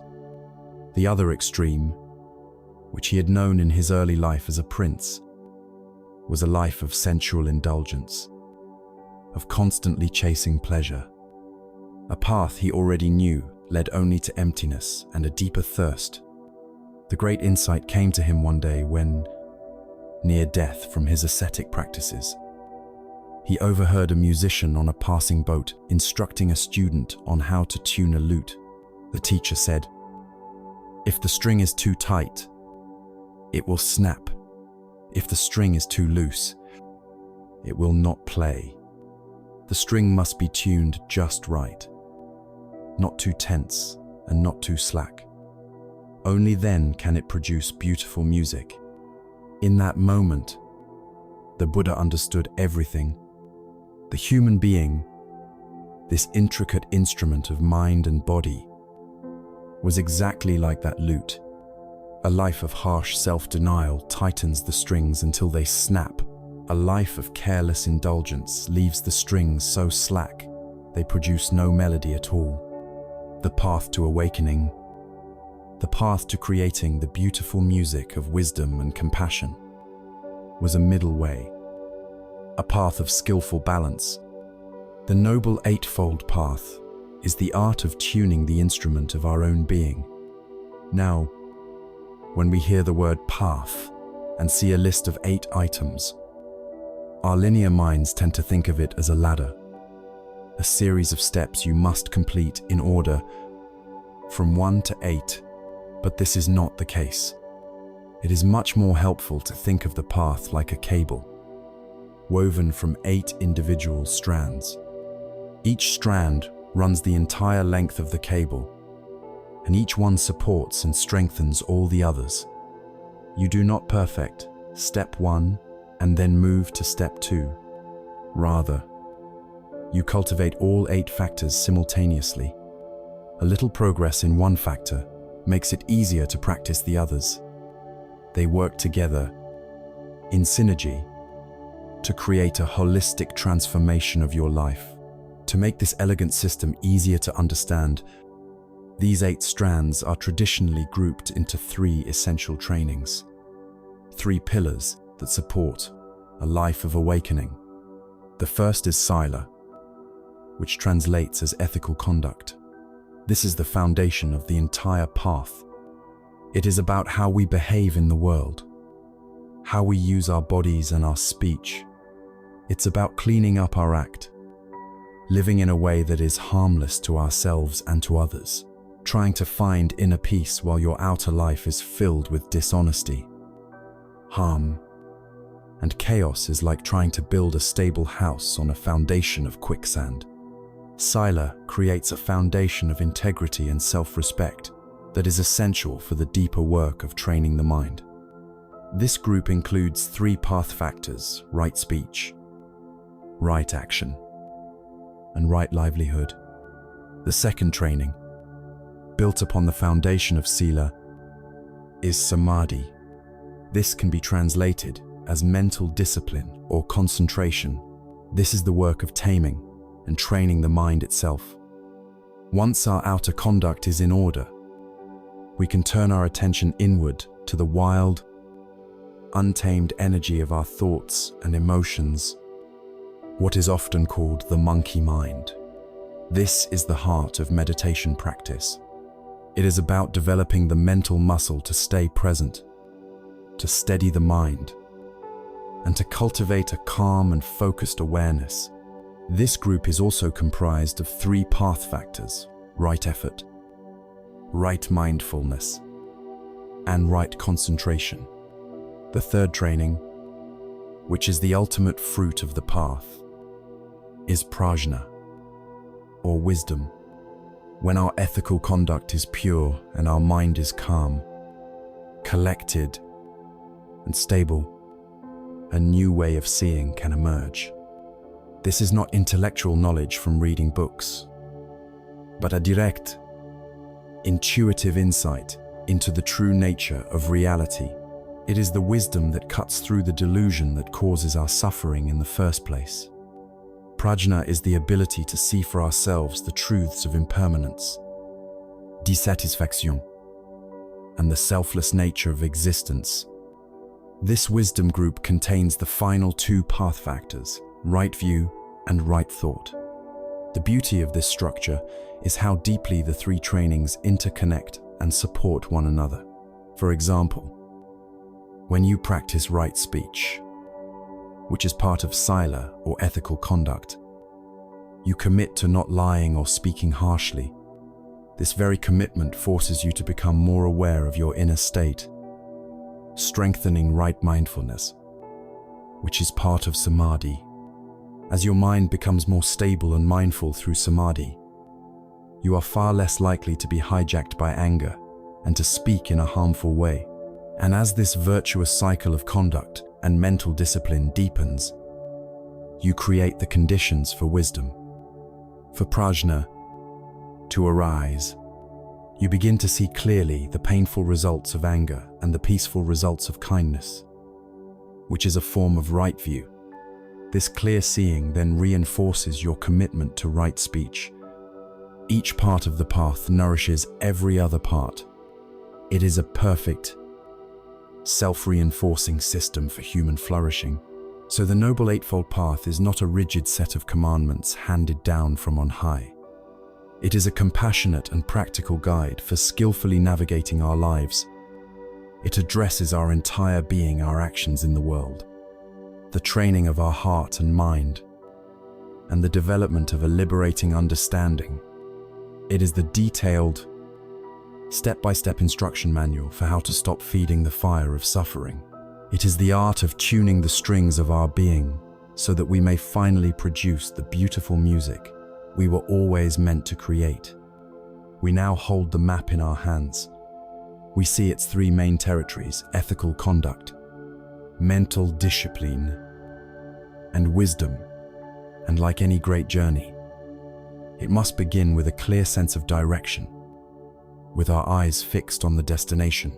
Therefore, we will now begin our exploration of this map by delving into the very foundation of the wisdom training, the factor that is both the beginning and the culmination of the entire path. We will begin with right view. We now stand at the trailhead, the map of the Noble Eightfold Path unfolded before us. We see its elegant structure, its 3 great territories of ethical conduct, mental discipline, and wisdom, all interwoven to lead us out of the wilderness of suffering. But with any map, the first and most crucial instruction is to get our bearings, to find our North Star, to know which direction to face before we take a single step. This is why the path begins where it does. It begins with the factor that illuminates all the others, the compass for the heart, the very foundation of the journey. It begins with the first element of the wisdom group, right view. In the Pali language, this is Samaditthi. Ditthi means view or perspective, and Sama means right, correct, or skillful. So, right view is not about adopting a rigid dogma or accepting a belief system on blind faith. This path is not concerned with blind faith at all. It is about adopting a skillful perspective, a way of seeing the world and ourselves that is in harmony with reality.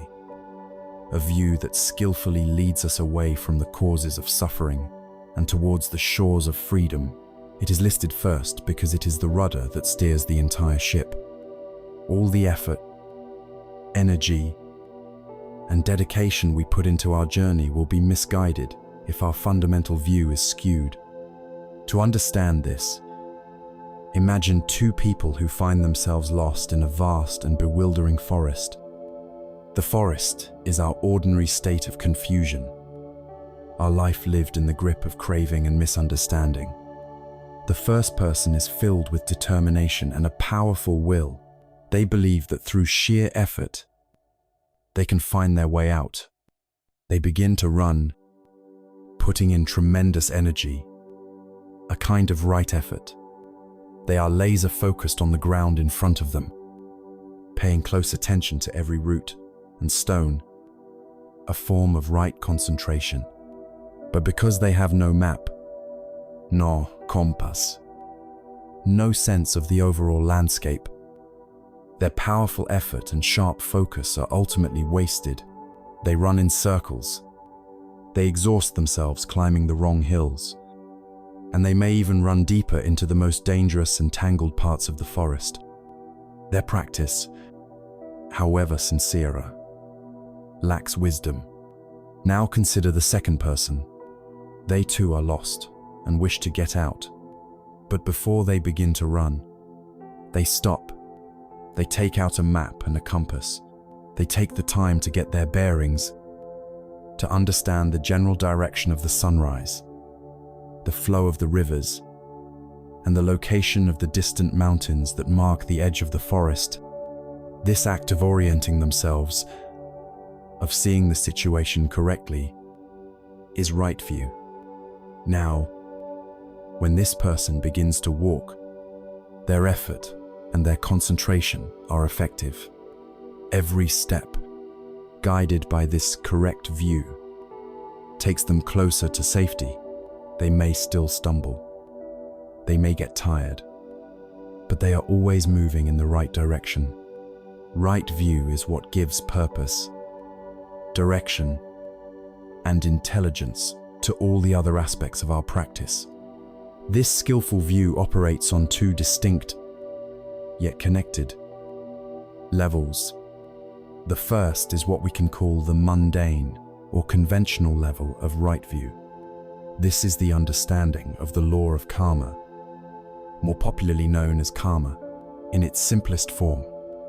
Karma is the law of cause and effect as it applies to our intentional actions. It is not a system of cosmic reward and punishment meted out by some external judge. It is a natural law, like gravity.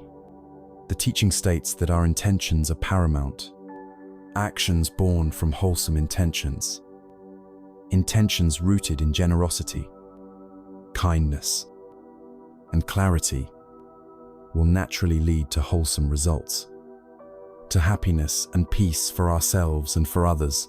Conversely, actions born from unwholesome intentions, those rooted in greed, hatred, and delusion, will inevitably lead to unwholesome and painful results. This understanding provides a powerful and logical foundation for living an ethical life.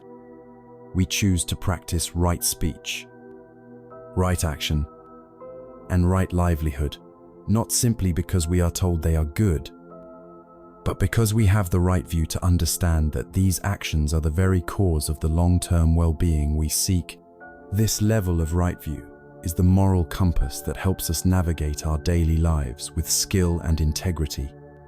But there is a deeper, more profound level of right view, a supramundane level that leads directly to liberation. This is the wisdom that cuts the very root of suffering. This right view is the deep, direct, and experiential seeing of the Four Noble Truths. They cease to be a theory you read in a book and become the living reality of your own experience. In your meditation and in your daily life, you see dukkha, the subtle and gross forms of dissatisfaction. You see its cause, dainya, the craving and clinging arising in your own heart. You begin to experience moments of nirodha, the coolness and peace that comes when craving ceases.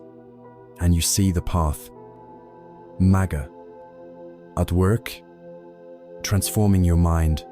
Furthermore, this highest form of right view is the penetrating insight into the three characteristics of all existence: anicca, impermanence; dukkha, dissatisfaction; and anatta, the selfless process nature of all phenomena, including yourself. When you see, not just think, but truly see that everything is a flow, that clinging to this flow is suffering, and that there is no solid self to be threatened, the very foundations of the ego begin to crumble, and the grip of suffering loosens its hold. It is also important to understand that right view is not a static point that you achieve once and for all at the beginning. It is both the start of the path and its final fruit. We begin with what might be called a conceptual right view. We hear the teachings, perhaps like you are hearing them now, and something resonates. They make sense. They feel true. This is like trusting the map the second traveler held. This initial, provisional trust gives us the inspiration and the confidence to take our first steps, to begin practicing ethical conduct and mindfulness. Then, as we walk the path, as we clean up our actions, as we steady our minds, something remarkable happens. The mind becomes clearer and brighter. The dust of our agitation begins to settle, and in that clarity, we start to see the truth of the teachings directly for ourselves. We see our own craving and its results.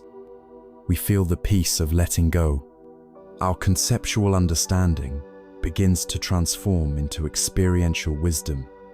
So you see, right view leads to right effort and right mindfulness. And right effort and right mindfulness in turn deepen our right view.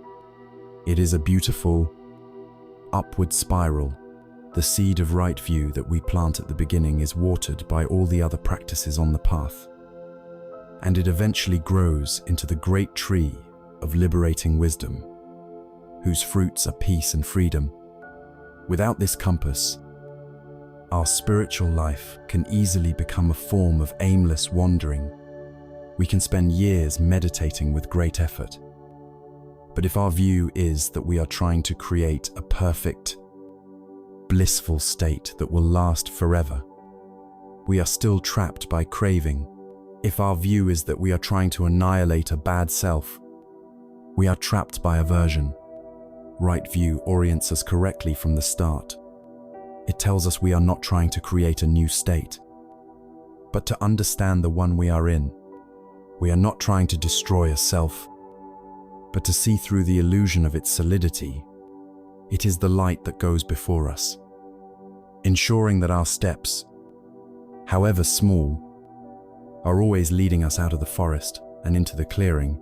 And so, with our compass in hand, with a clear and skillful understanding of the direction we must travel, what is the next logical step? We must align our inner world with this newfound perspective. We must begin to cultivate the very thoughts and intentions that are in harmony with this wisdom. The map has shown us the way, Now, we must adjust the rudder of our own mind to point in that direction. This leads us seamlessly to the essential companion of right view, the second strand in the braid of wisdom, right thought. We have found our compass.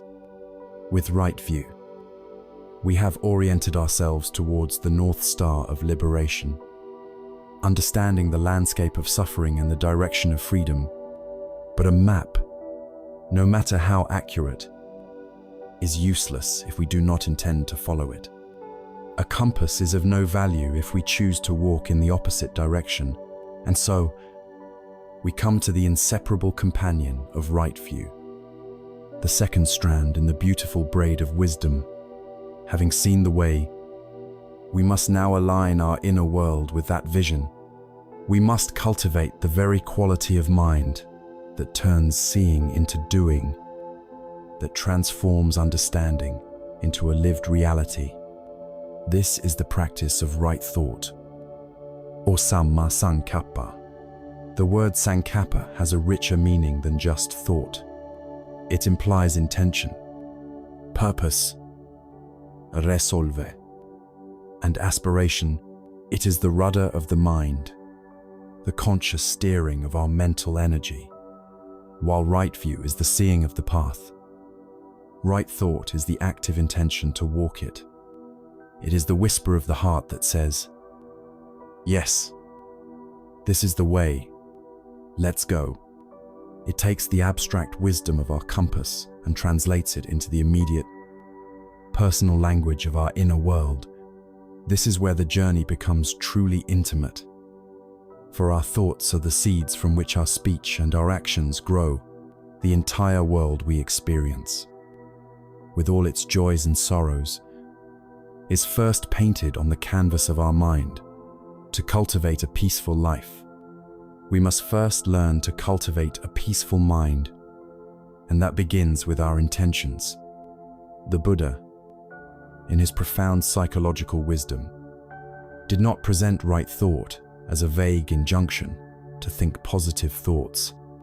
He understood that the mind is a creature of habit, often pulled into deep, conditioned grooves of thinking. Instead, he presented it as a very practical and conscious choice, a fork in the road that we encounter moment after moment in our mental landscape. He asked us to become mindful of the thoughts that arise, and to skillfully choose which ones to water and which ones to gently let go of. He identified 3 specific pairs of opposing thoughts, 3 forks in the mental road that determine whether we walk towards entanglement or towards freedom. The first choice is between the thought of craving and the thought of renunciation. The thought of craving, or Kama Sankappa, is the default setting for the untrained mind. It is the endless inner monologue of tanha, the voice of thirst. It's the thought that says, "I need that car to feel successful. I want that person's approval to feel worthy. I can't be happy until this feeling of loneliness goes away." It is a mind that is always leaning forward, seeking its happiness in some future object, person, or experience, convinced that what is here and now is not enough. This is the thought that fuels the fire of dissatisfaction, forever adding logs of wanting onto the flames. Opposite this is the thought of renunciation, or Nikkama Sankappa. The word renunciation can sound severe, conjuring images of grim self-denial, but in this context, its meaning is one of profound release and liberation. It is not about punishing oneself, but about unburdening oneself. It is the wise intention to let go. It is the thought born from the right view that sees the truth, that chasing fleeting pleasures is exhausting and ultimately unfulfilling. It is the beautiful and radical intention to find peace and contentment independent of external conditions. It is the mind turning away from the endless chase and turning inward towards the peace that is already available. It is like finally recognizing that you have been carrying a heavy sack of rocks on your back for your entire life. and forming the gentle intention to simply set it down, that intention to let go, to release, to unburden. That is the thought of renunciation. The second choice is between the thought of ill will and the thought of goodwill.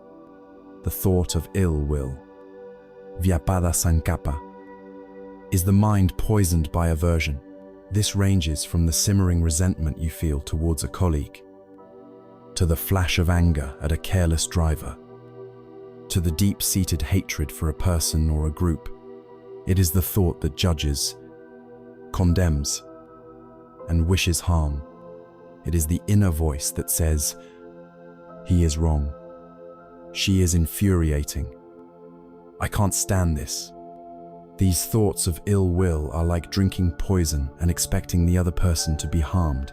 They burn us from the inside out, contracting our hearts, agitating our minds, and separating us from others. The profound antidote to this poison is the thought of goodwill, avyapada sankappa. This is the conscious and deliberate cultivation of benevolence, of metta or loving kindness.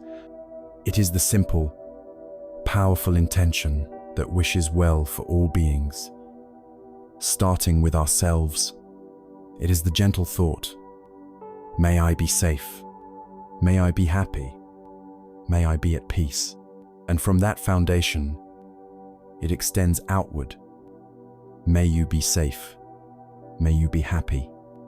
May you be at peace. It is not about forcing an emotion you don't feel, but about setting an intention, about choosing a direction for the heart.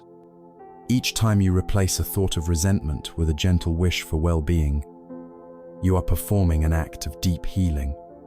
You are transforming the inner climate from one of bitter cold to one of gentle warmth. The third and final choice is between the thought of harmfulness and the thought of harmlessness. The thought of harmfulness, vihimsa sankappa, is the intention of cruelty. It is the thought that takes pleasure in another's pain, the thought that seeks to dominate, belittle, or injure.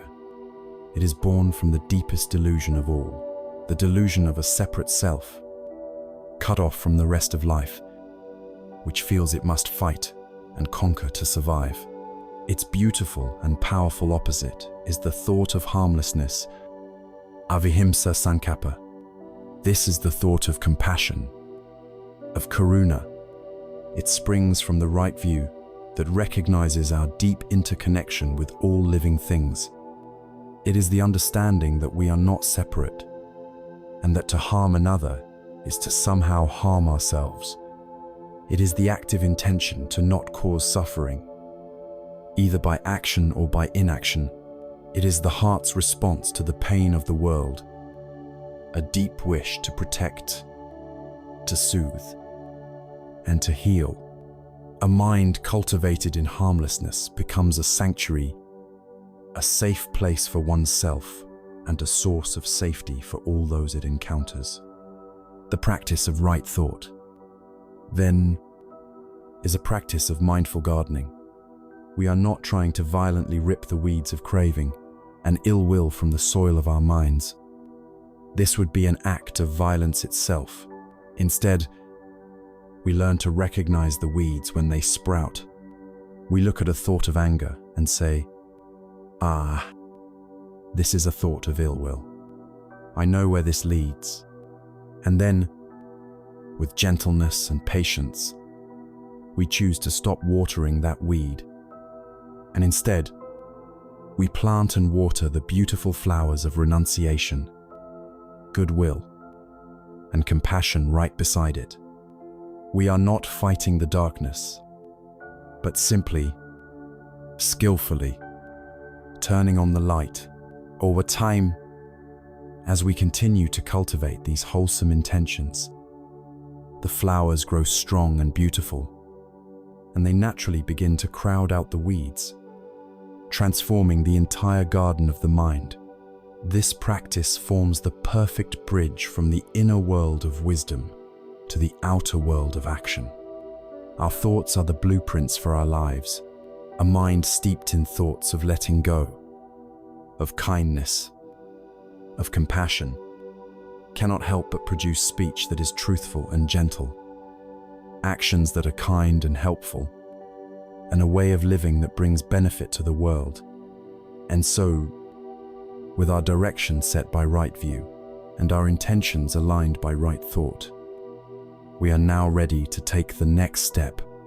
We are ready to walk out into the world and begin the beautiful work of translating this inner clarity into our outward behavior.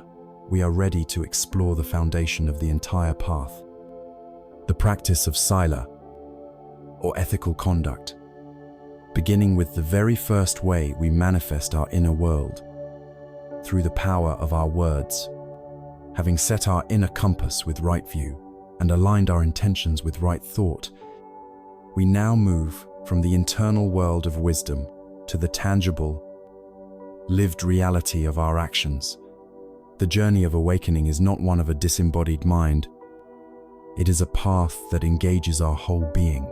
This brings us to the great foundational pillar of the practice known as sila, or ethical conduct. If the mind is a garden, sila is the fence we build around it. It is the conscious creation of a life of integrity and harmlessness, a life that protects our own peace and respects the peace of others. Without this foundation, any attempt at deeper meditation is like trying to build a skyscraper on soft mud. If our daily life is filled with conflict, dishonesty, and harm, the mind will be far too agitated and turbulent to ever find the stillness required for deep insight. The practice of sila, therefore, is not a restrictive set of rules, but a compassionate and intelligent strategy for creating the external conditions that allow our inner peace to flourish. And this practice begins with the most immediate, powerful, and often untamed way we interact with the world, our speech. This is the practice of right speech, or sammavaka. Why does the ethical portion of the path begin here? With our words. Because our speech is the most direct bridge between our inner world and the outer world. It is where our thoughts and intentions first take form and impact another being.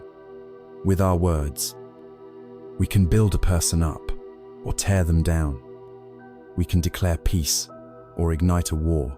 The energy of our mind, whether it be peaceful or angry, loving or hateful, flows directly out into the world through the gateway of the mouth. Learning to guard this gate with wisdom and mindfulness is one of the most transformative practices we can undertake.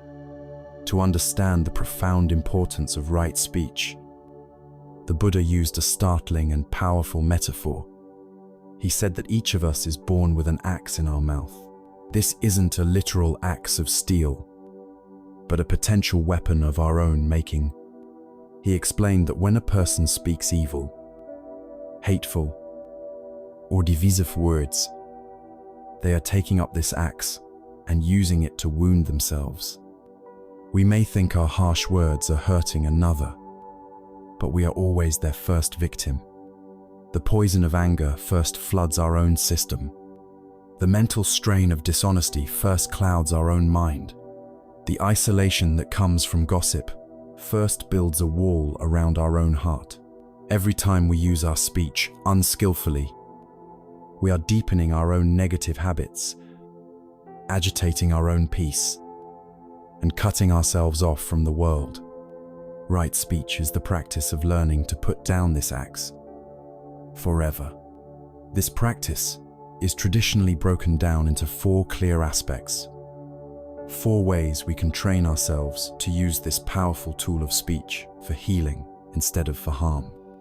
The first is to abstain from lying and to speak the truth. This seems simple, but its practice is deep. It means more than just avoiding outright falsehoods.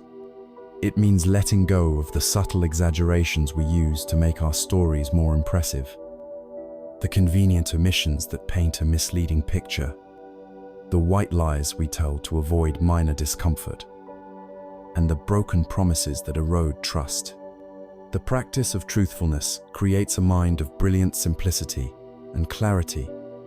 When you are committed to the truth, you have nothing to remember, nothing to cover up, nothing to hide.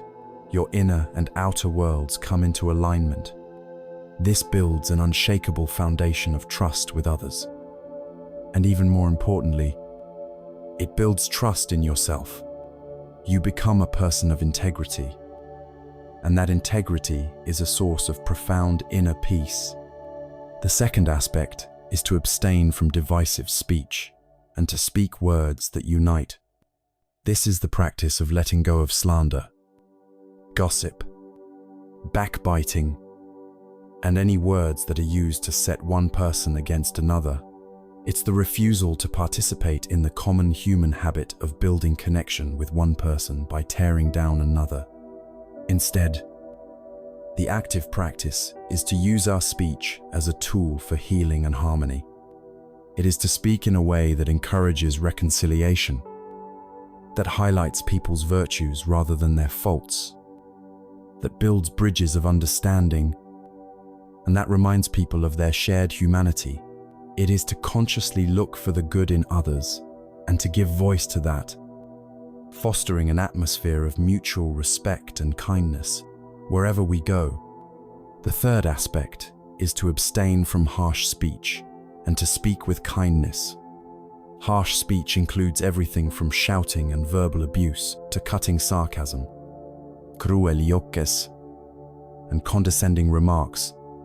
It is any form of language, including our tone of voice, that is intended to cause pain, to belittle, or to assert dominance. The antidote is to consciously cultivate a gentle and affectionate way of communicating. This does not mean being weak or insincere. It is possible to communicate difficult truths or to disagree with someone while still maintaining a tone of kindness and respect. It is the art of speaking in a way that is pleasant to the ear and soothing to the heart. It is choosing words that are like a comforting balm, rather than a stinging whip. The fourth and final aspect is to abstain from idle chatter and to speak with purpose and meaning. This addresses the torrent of words that often pour out of us without any real intention behind them. The pointless gossip, the repetitive complaining, the nervous filling of silence. While it may seem harmless, this kind of mindless speech dissipates our precious mental energy, clutters the mind, and reinforces our restlessness. The practice here is to value our words and to value silence. It is to cultivate the mindfulness to ask, before we speak, is what I am about to say true? Is it kind? Is it beneficial or helpful? Is this the right time to say it? This doesn't mean we must become stern and humorless. It simply means we bring an intention of usefulness to our communication. We learn to speak when our words can offer comfort, clarity, or connection. And we learn to be comfortable in the restorative peace of silence when they cannot. Taken together, these four practices transform communication from an unconscious habit into a profound spiritual discipline. Right, speech is mindfulness in relationship. It asks us to pause, to check our intention, to consider the impact of our words, and to choose them with the same care a gardener would choose their seeds. A mind that is no longer busy fabricating lies, justifying its anger, or indulging in pointless gossip becomes incredibly spacious, calm, and clear. This is the fertile ground from which deep states of meditation can grow. By taking care of our speech, we are building a life of profound integrity. We are putting down the axe. We are choosing to create a world, for ourselves and for others, that is characterized by truth, harmony, kindness, and meaning. And as we purify this first, most immediate expression of our being, we are now ready to extend this same compassionate, skillful awareness to the actions of our body, having learned to guard the gateway of our speech, transforming it into an instrument of truth and kindness. The path now invites us to extend this same mindful, compassionate awareness to the actions of our body.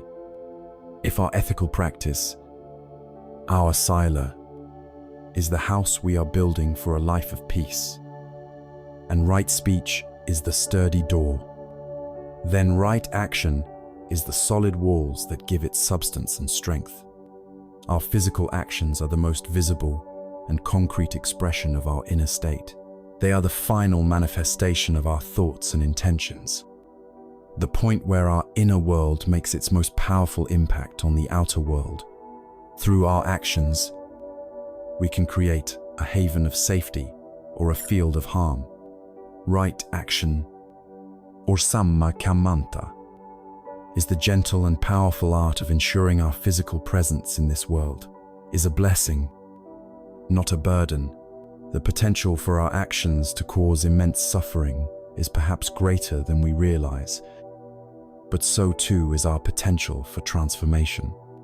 There is a story from the time of the Buddha that illustrates this more powerfully than any other. It is the story of a man named Angulimala. He was not a petty thief or a casual liar. He was the most feared man in the entire kingdom, a ruthless serial killer who stalked the forests and murdered everyone he met. As a macabre trophy, he would cut off a finger from each of his victims and wear them as a garland around his neck, which is how he earned his name, Angulimala, meaning finger necklace. He was the very embodiment of wrong action, a life consumed by violence, hatred, and delusion. One day, the Buddha, against the advice of everyone, calmly and mindfully walked into the forest where Angulimala lived. Seeing him, Angulimala grabbed his sword and shield and began to run after this new victim. But a strange thing happened. Though the Buddha was only walking at a normal pace, Angulimala, running with all his might, could not catch up to him. Exhausted and bewildered, he shouted, "Stop!" Monk stopped the Buddha, without breaking his stride, turned and said with perfect calm, "I have stopped, Angulimala. It is you who have not." Angulimala was stunned into silence. He asked the monk what he meant. The Buddha explained, "I have stopped forever. Angulimala, I have laid down the sword against all living beings. But you have no restraint towards life. That is why I have stopped, and you have not." In that moment, hearing these words spoken with such fearless compassion, the entire edifice of Angulimala's rage and delusion shattered. He saw the horrific truth of his actions and the endless cycle of violence he was trapped in. He threw down his weapons, bowed at the Buddha's feet, and asked to become a monk. This former mass murderer, through the power of a single moment of right view, dedicated himself to the path of right action. His transformation was not easy. When he later walked for alms, people, remembering his horrific past, would throw stones and sticks at him, injuring him badly. But the man who once killed without a thought now endured this abuse with profound patience and compassion, understanding it as the inevitable result of his past deeds. In time, through his dedicated practice, Angulimala completely purified his mind and became a fully awakened, enlightened being. This story is a profound testament that no one is defined by their past. No matter how unskillful our past actions have been, the path of right action is available to us in this very moment. It is the power of a conscious choice to change. Right action is traditionally defined by three fundamental commitments to harmlessness. 3 ways we can lay down the sword. The first is to abstain from taking life. This is the most foundational principle of Sila. It is a commitment to honor and protect the life in all beings, not to destroy it. At its most obvious level, it means not killing or physically harming other human beings. But it extends further, fostering a reverence for all life, encouraging us to not harm animals or even the smallest insects unnecessarily. This is not just a restrictive rule, but the cultivation of a tender heart, a heart that sees the preciousness of existence in all its forms and chooses to be a protector, not a destroyer. The second aspect of right action is to abstain from taking what is not given. At its simplest, this means not stealing the material possessions of others, but its spirit extends much deeper. It means respecting the property of others in all its forms. It is about not taking someone's time through our lateness, not taking credit for another's work, not taking advantage of a person's trust or kindness. The active and positive practice of this principle is the cultivation of dana, or generosity. The true antidote to the mind that takes is the mind that gives. We practice right action when we give freely of our time, our energy, our resources, and our kind attention, without seeking anything in return. Generosity breaks the spell of the ego, which is always asking what's in it for me, and opens the heart to the joy of contribution. The third aspect is to abstain from sexual misconduct. This is not a puritanical rejection of sexuality, which is a natural and powerful part of human life. It is an invitation to bring wisdom, kindness, and respect into this intimate area of our lives.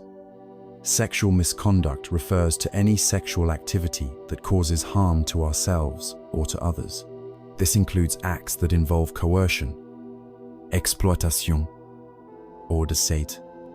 It means not using another person as a mere object for our gratification, disregarding their feelings and well-being. It means honoring the commitments we have made in our relationships and not causing the deep pain that comes from infidelity. The positive practice here is to cultivate relationships based on mutual respect, honesty, deep care, and genuine connection, ensuring that our sexuality is an expression of love and intimacy, not of selfish craving. Underlying all these practices is the supreme importance of intention. The path of right action is not a legal system of rigid rules, but a training of the heart. An action's true weight is determined by the intention behind it. If you accidentally trip and bump into someone, it is a world apart from deliberately shoving them. The practice of right action is therefore the practice of bringing right thought into the physical realm. It is the moment-to-moment purification of the intentions that motivate our deeds. We learn to act not from greed, hatred, and delusion, but from generosity, goodwill, and clarity. Right action is not a burden. It is a liberation. Every time we choose kindness over cruelty, generosity over greed, respect over exploitation, we free ourselves from the poison of remorse, guilt, and fear.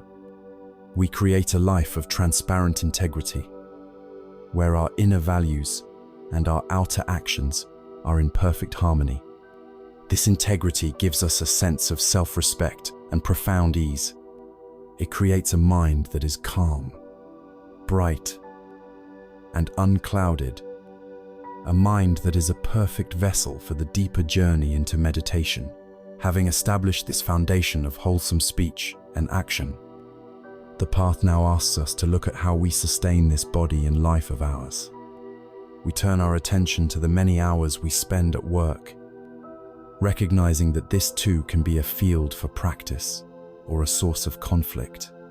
This leads us to the final pillar of our ethical foundation, the practice of right livelihood.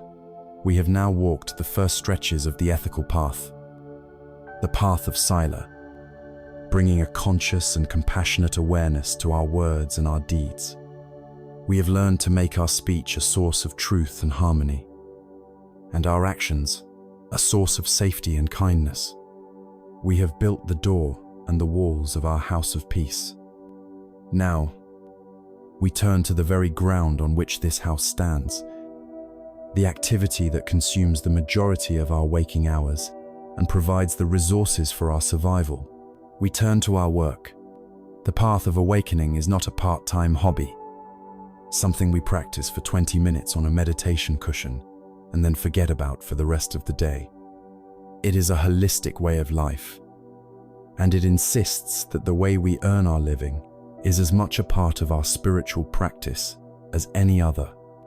This is the third and final aspect of our ethical training, right livelihood, or samma ajiva. For many of us, work is a source of immense stress, competition, and anxiety. It can feel like a separate, often ruthless, world where the gentle principles of kindness and mindfulness do not apply. We may feel we have to adopt a different persona, a tougher, more aggressive self, just to survive and succeed. Right livelihood challenges this separation. It tells us that our work, far from being an obstacle to our practice, can become one of its most profound expressions. It is the application of right speech and right action to the world of commerce, profession, and trade. It is the art of participating in the economic fabric of society in a way that is graceful, harmless, and aligned with our deepest values. The Buddha, with his characteristic pragmatism, first defined right livelihood by what it is not. He listed 5 specific types of business that a dedicated practitioner should avoid because they are fundamentally based on causing harm. These were trading in weapons, the instruments of death, trading in living beings, which includes slavery, prostitution, and raising animals for slaughter, trading in meat, which is the direct product of killing, trading in intoxicants like alcohol and drugs, which lead to heedlessness and suffering, and trading in poisons, things that are designed to kill. In our modern, complex world, we can see how these ancient prohibitions extend. The principle is clear: one should not profit from the suffering, delusion, or death of others. Any work that requires you to lie or deceive, to exploit the vulnerability of others, to destroy the environment, or to create division and conflict is, by its very nature, wrong livelihood. It doesn't matter how prestigious or well-paid the job may be. If it is built on a foundation of causing harm, it will inevitably agitate the mind and pollute the heart with guilt, fear, and inner conflict. You cannot find inner peace while your daily work is a source of outer turmoil. However, right livelihood is more than just avoiding the bad. It has a beautiful, positive expression. The baseline is harmlessness, but the ideal is active benefit. At its highest, our work becomes a form of service. It becomes our primary vehicle for expressing our compassion and wisdom in the world. Think of the doctor or nurse who works with deep care to alleviate the pain of their patients. Think of the teacher who brings patience and dedication to nurturing the minds of children. Think of the artist who creates works of beauty that uplift the human spirit. The farmer who grows wholesome food with respect for the earth. The engineer who designs systems that make life safer and easier. The therapist who guides people out of their private darkness. Any profession, no matter how humble, when undertaken with integrity and a genuine wish to contribute, can be a form of right livelihood. To truly understand this, We must look beyond the job title and into the heart of the practitioner. It is possible to be a doctor who is motivated only by greed, overcharging patients, and performing unnecessary procedures. That is wrong livelihood. It is also possible to be a street sweeper who performs their job with meticulous care and a quiet dignity, taking pride in creating a clean and pleasant environment for the community. That is right livelihood. The ethical quality of our work is determined not just by the function we perform, but by the intention that drives us. This brings us to the inner dimension of the practice. What if your job is neither obviously harmful nor obviously beneficial? What if you work in an office, processing data, or selling a neutral product here? Right livelihood becomes a practice of how you work. It becomes an invitation to bring the entire path into your workplace. You practice right speech in your emails and meetings, choosing to be honest, kind, and unifying, rather than deceptive or divisive. You practice right action by being a person of integrity, not cutting corners, not exploiting your colleagues or customers. You practice right thought by cultivating an attitude of goodwill towards your co-workers, letting go of resentment and jealousy, and replacing it with a wish for their well-being. Your primary intention shifts. While earning a living remains a necessity, it is no longer the sole, all-consuming goal. The goal expands to include using your time at work as a training ground for mindfulness, patience, and kindness.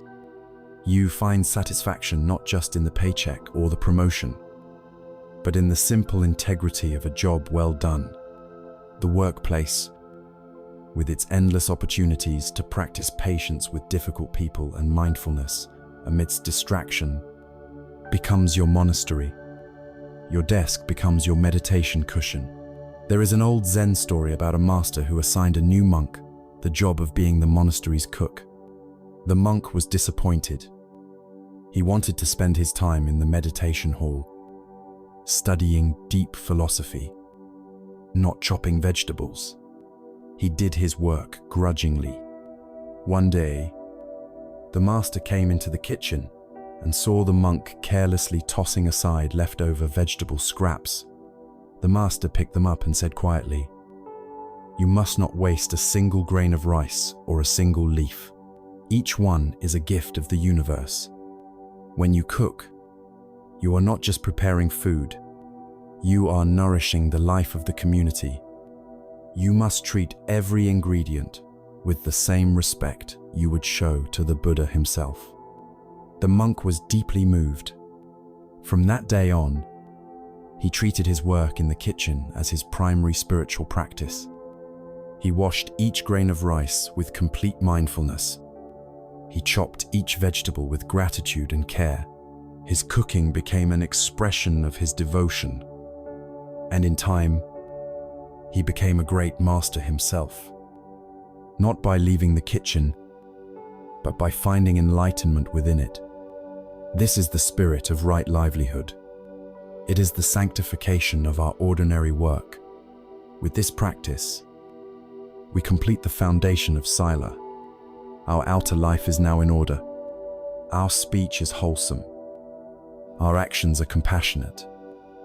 And our way of earning a living is harmless. We have built a solid, stable, and beautiful house for our practice. We have created a life of outer peace, a life free from the coarse agitations of remorse, guilt, and fear. And with this outer world settled, with the fence around our garden now secure, we are finally ready to turn our full attention inward. We can now begin the deep, transformative work of calming the more subtle agitations that still flicker within the mind itself. We are ready to step into the second great training of the path, the pillar of samadhi, or mental discipline. And this new chapter begins with the vital energy of right effort. having meticulously built the foundation of our spiritual home through the practice of sila. We have brought a sense of order and integrity to our outer world, our speech, our actions, and our livelihood are now aligned with the principles of kindness and harmlessness. This outer peace creates a precious opportunity. It allows us to finally turn our full, undivided attention to the inner world, to the vast and often untamed landscape of the mind itself. We now step into the second great training of the path, the pillar of samadhi, the development of mental discipline and concentration, and the energy that powers this entire inner transformation. The engine of our meditative journey is the vital and joyful practice of right effort. Now, the word effort can be misleading. In our culture of striving and relentless ambition, we often associate effort with stress, tension, and a kind of white-knuckled force. We imagine it as a grim struggle against ourselves. But this is the very opposite of right effort, or sammavayama. The effort spoken of here is skillful, intelligent, and balanced. It is not the tense straining of the lute string that is about to snap, nor is it the lazy slackness that produces no music. It is the precise, joyful, and sustained energy of the master musician tuning their instrument. It is the happy diligence of a passionate artist at their work, a quality of energy that is not draining, but deeply nourishing and alive.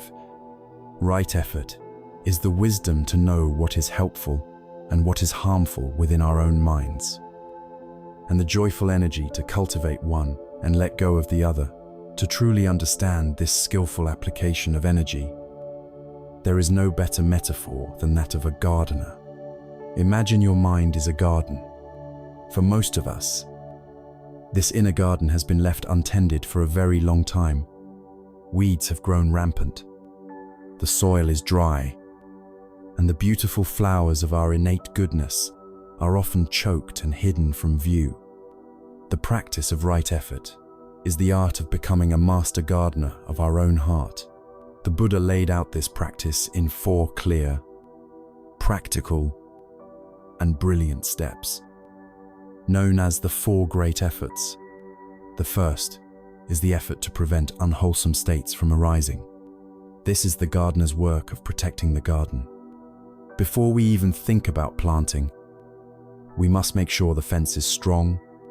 We know that if we leave the gate wide open, pests and weed seeds will blow in from the outside world and make our work infinitely harder. In the same way, we learn to guard the sense doors. We recognize that certain inputs from the world, our eyes, our ears, our mind, are toxic to our inner peace. This could be the endless consumption of angry and divisive news, the mindless scrolling through social media that fosters jealousy and comparison, or the participation in gossip that hardens the heart. The effort to prevent is a wise and compassionate act of restraint. It is choosing to turn away from that which we know will plant the seeds of anxiety, anger, or craving in our minds, and instead turning toward that which is wholesome and peaceful. The second effort is to abandon unwholesome states that have already arisen. No matter how good our fence is, some weeds will inevitably sprout in the garden. These are the moments when a thought of anger, a wave of greed, or a pang of jealousy has already taken root in the mind. What does the unskilled gardener do? They might curse the weed and try to rip it out with violent force, churning up the soil and harming the surrounding plants. This is like trying to violently repress our negative thoughts, which we know only gives them more power. The skillful gardener, the practitioner of right effort, does something different. They don't get angry at the weed. They see it simply as a weed, a natural but unhelpful visitor. They mindfully and gently loosen the soil around its base, understanding its roots in craving or aversion, and then lift it out cleanly, without causing a great disturbance. This is how we work with our difficult thoughts. We see them, we acknowledge them without judgment. We understand their nature, and we gently release our clinging to them, allowing them to wither on their own. The third effort is where the true joy of the practice begins. It is the effort to cultivate wholesome states that have not yet arisen. A garden is not just about pulling weeds. It is about planting flowers. This is the active, creative, and joyful work of intentionally planting the seeds of goodness in our minds. We know that the mind can be trained, that new habits can be formed. So, we make a gentle and sustained effort to generate the qualities we wish to see flourish. We practice metta meditation, actively planting the seeds of loving kindness. We practice generosity, planting the seeds of letting go. We practice patience, planting the seeds of equanimity. We take these beautiful qualities, which may not be our default setting, and we intentionally introduce them into the soil of our hearts, knowing that with care, they can grow. The fourth and final effort is to maintain and perfect the wholesome states that have already arisen. The gardener's work is not done when the seed is in the ground. That is only the beginning. The tender new sprout needs care if it is to survive and thrive. This is the effort of nurturing.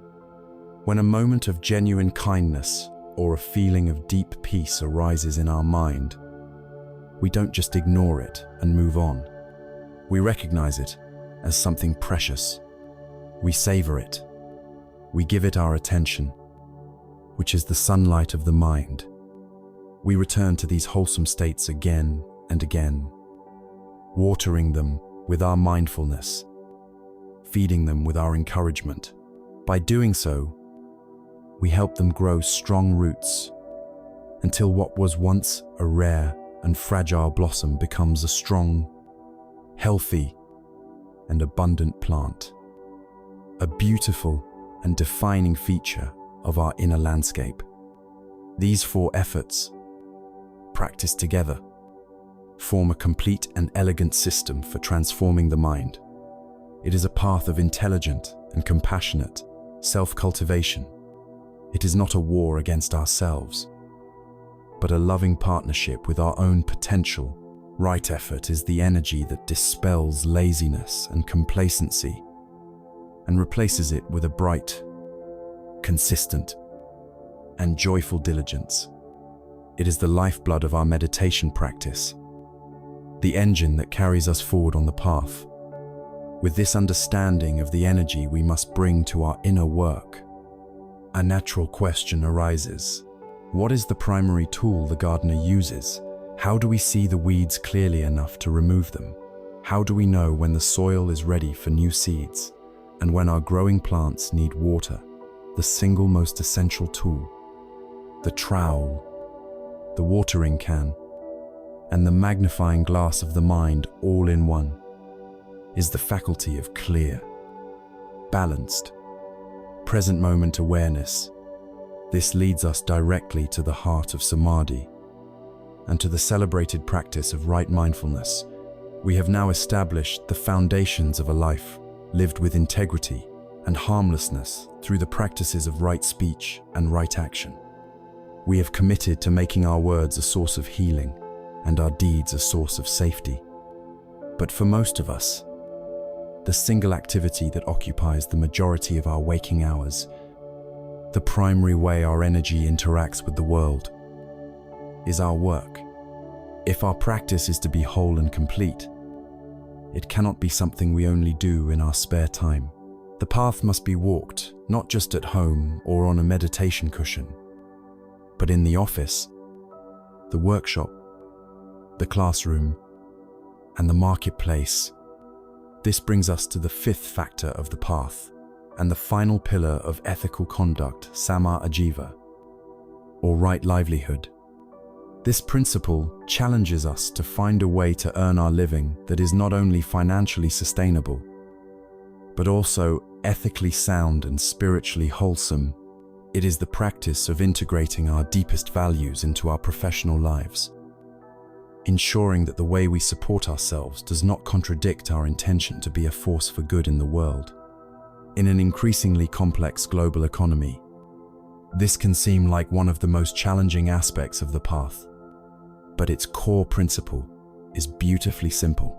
Right livelihood is any work that does not cause harm to oneself or to others. It is the conscious avoidance of professions that are built upon the poisons of greed, hatred, and delusion. The Buddha, speaking to a very different society, outlined 5 specific types of livelihood to be avoided because they were fundamentally harmful.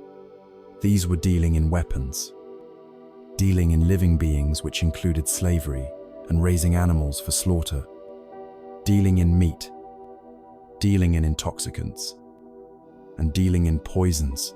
These ancient prohibitions are not just historical artifacts. They reveal a timeless principle. They are all businesses that directly profit from violence, exploitation, addiction, delusion, or death. They trade in the very suffering we are trying to overcome.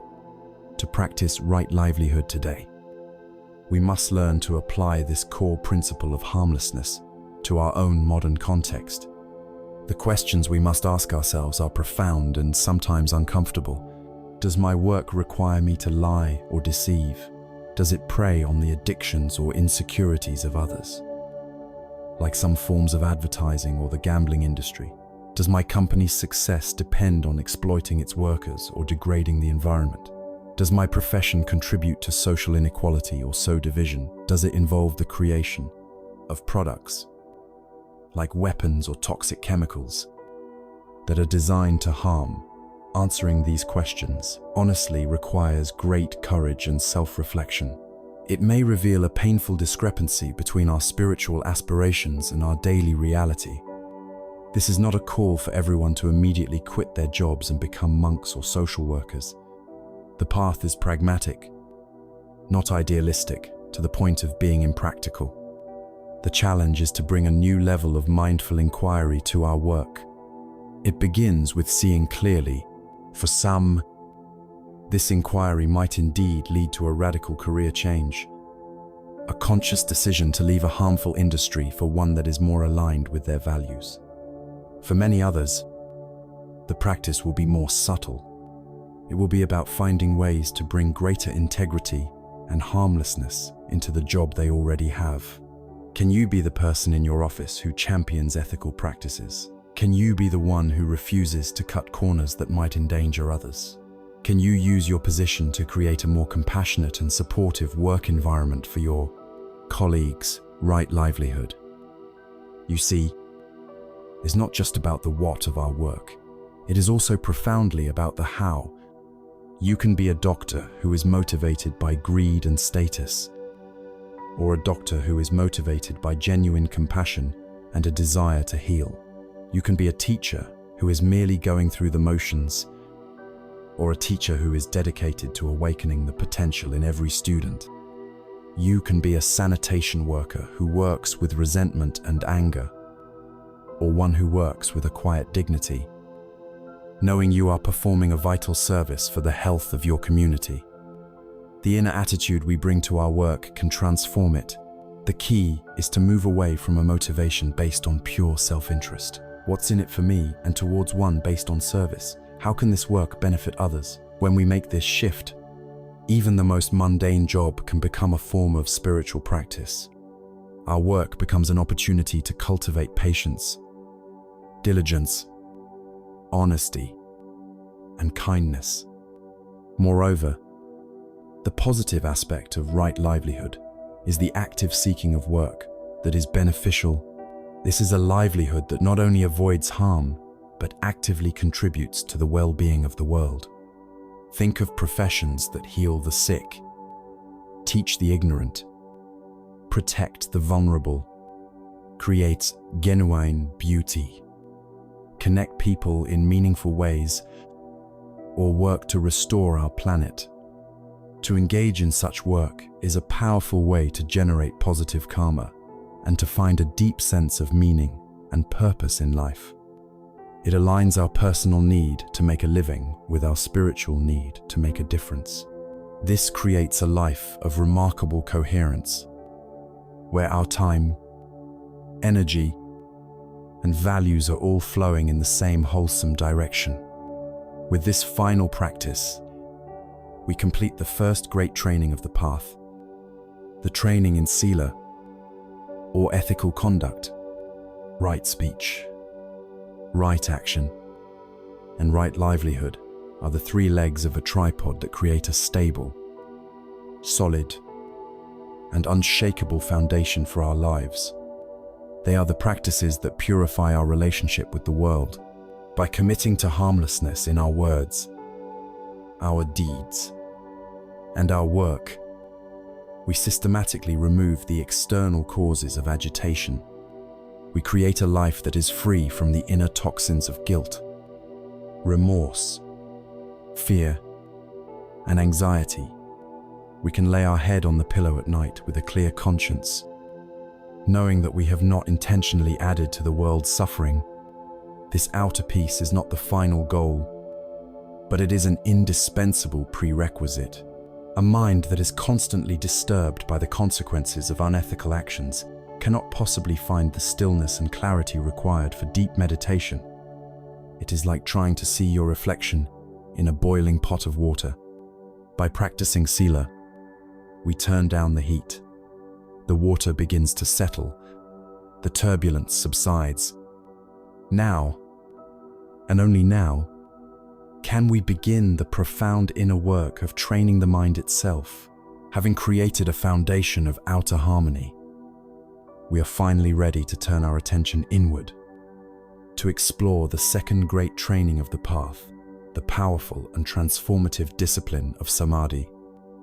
The mastery of the mind, with the joyful and balanced energy of right effort.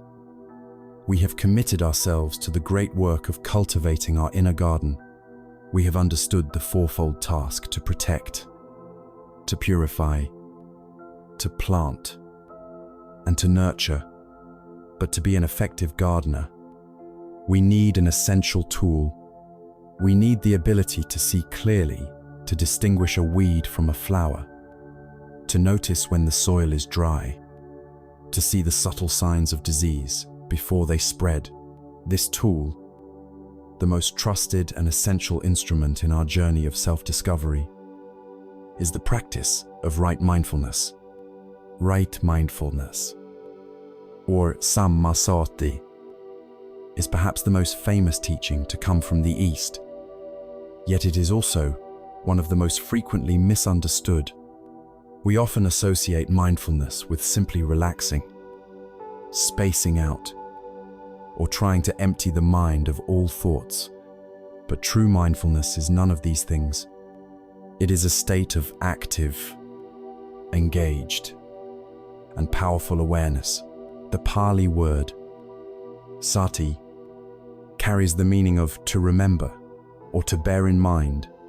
It is the faculty of consciousness that remembers to pay attention to what is happening right now. It is the practice of waking up from the dream of our discursive thoughts and arriving in the vivid reality of the present moment. The classic definition describes it perfectly. Mindfulness is paying attention on purpose, in the present moment, and non-judgmentally. Perhaps the best metaphor for mindfulness is that of a perfect mirror. A mirror does not judge what it reflects. It does not cling to a beautiful face or recoil from a frightening one. It does not try to change the reflection, nor does it identify with it. It simply shows what is there, exactly as it is, without distortion, without preference, without adding or subtracting anything. This is the quality of mind we cultivate in this practice. It is a bare, non-reactive awareness, It is this quality of non-reaction that allows us to finally stop shooting that second arrow. We experience the inevitable pain of life, the first arrow, but our mindful awareness simply reflects it as pain, without adding the second arrow of resistance, judgment, and storytelling that turns pain into suffering. The Buddha did not leave this crucial practice to chance. He provided a comprehensive and systematic training manual for developing this quality of mind, a map for exploring the entirety of our human experience. This is known as the 4 foundations of mindfulness. These are 4 domains of our experience that we learn to observe with this clear, mirror-like attention. The first foundation is mindfulness of the body. We begin here because the body is our most reliable anchor to the present moment. While the mind can wander to the distant past or the imaginary future, the body is always undeniably here, now. The most common way to practice this is by observing the breath.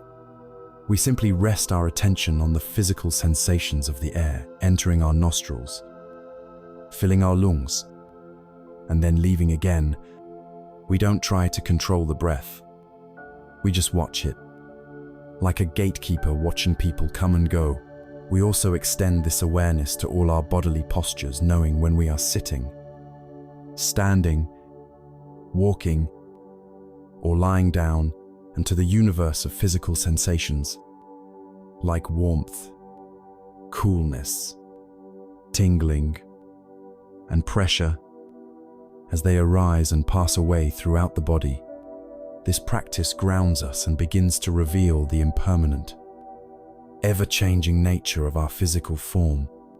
The second foundation is mindfulness of feelings. Here, we move from the gross physical world to the more subtle energetic tone of our experience. The Pali word for this is Vedana, and it refers to the raw feeling tone that precedes our emotional reaction. Every moment of experience is colored as either pleasant, unpleasant, or neutral.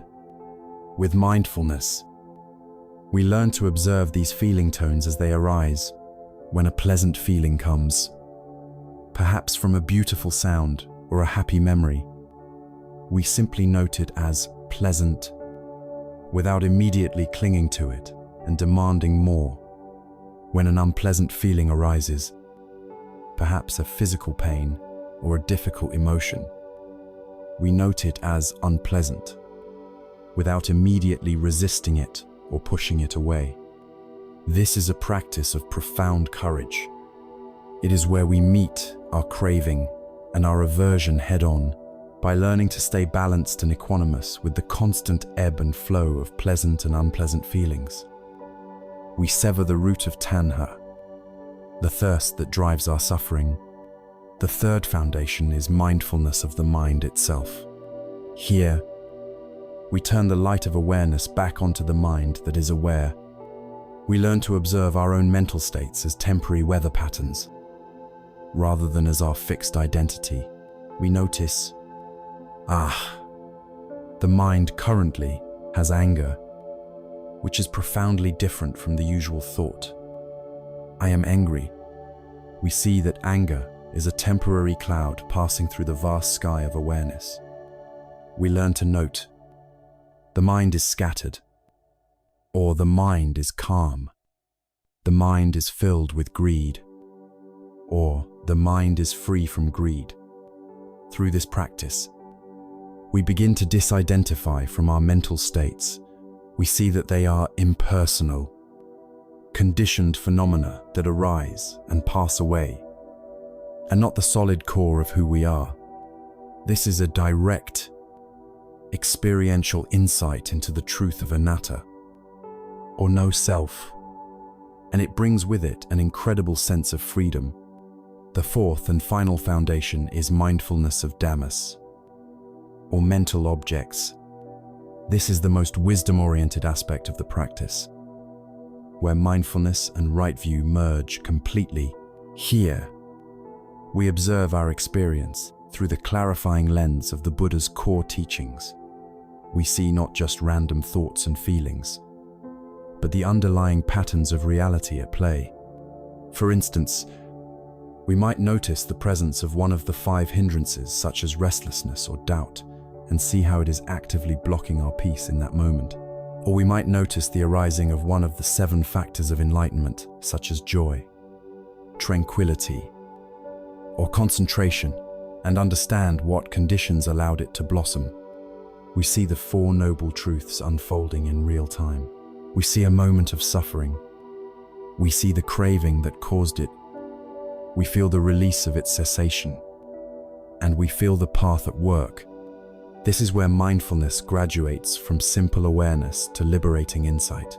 Right mindfulness, cultivated through these 4 foundations, is the ultimate tool of the inner gardener.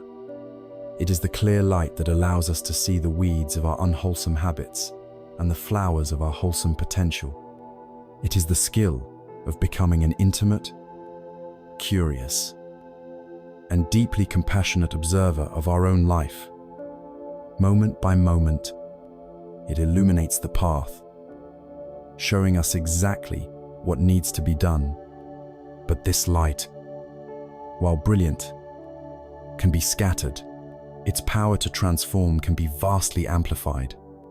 For just as a diffuse collection of sunbeams can be gathered by a magnifying glass into a single, powerful point of heat, so too can the scattered moments of mindfulness be gathered and unified.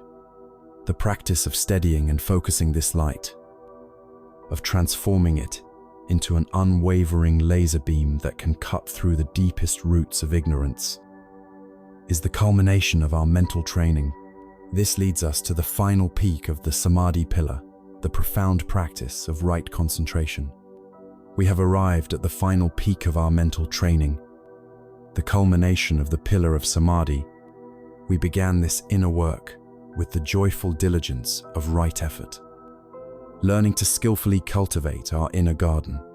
We then picked up our most essential tool, the clear, non-judgmental mirror of right mindfulness, allowing us to see the landscape of our mind with unprecedented clarity.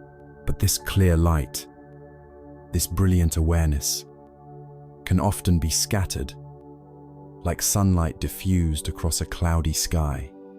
To illuminate the deepest truths of our existence, we need to gather that light. We need to focus it, unify it, and transform it from a gentle glow into a powerful, unwavering beam that can penetrate the most profound layers of reality. This is the art and science of right concentration. Right concentration, or Samma Samadhi, is perhaps best understood as the unification of mind. It is the state that arises when the mind, through patient and gentle training, is able to gather all of its scattered energies and rest them upon a single object of meditation, without distraction and without force. This is not the tense, narrow focus you might use to solve a difficult math problem. It is a state of relaxed, yet total presence. It is a mind that has come home to itself, a mind that is steady, bright, peaceful, and immensely powerful. Mindfulness and concentration are the 2 wings of a bird. They work in perfect partnership to allow the mind to take flight. Right mindfulness is the wing that notices. It is the faculty that recognizes, the mind has wandered away from the breath. Right effort is the gentle energy that responds to this knowing, skillfully guiding the attention back. Right concentration is the quality that develops as we do this again and again. It is the other wing, the wing of staying power.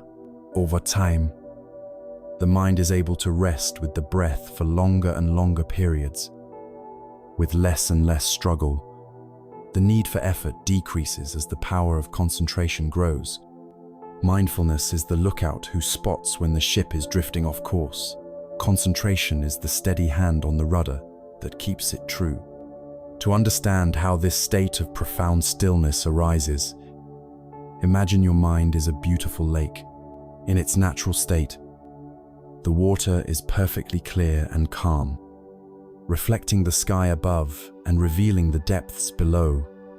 But for most of us, this lake is constantly disturbed by 5 strong winds that whip its surface into choppy, murky waves.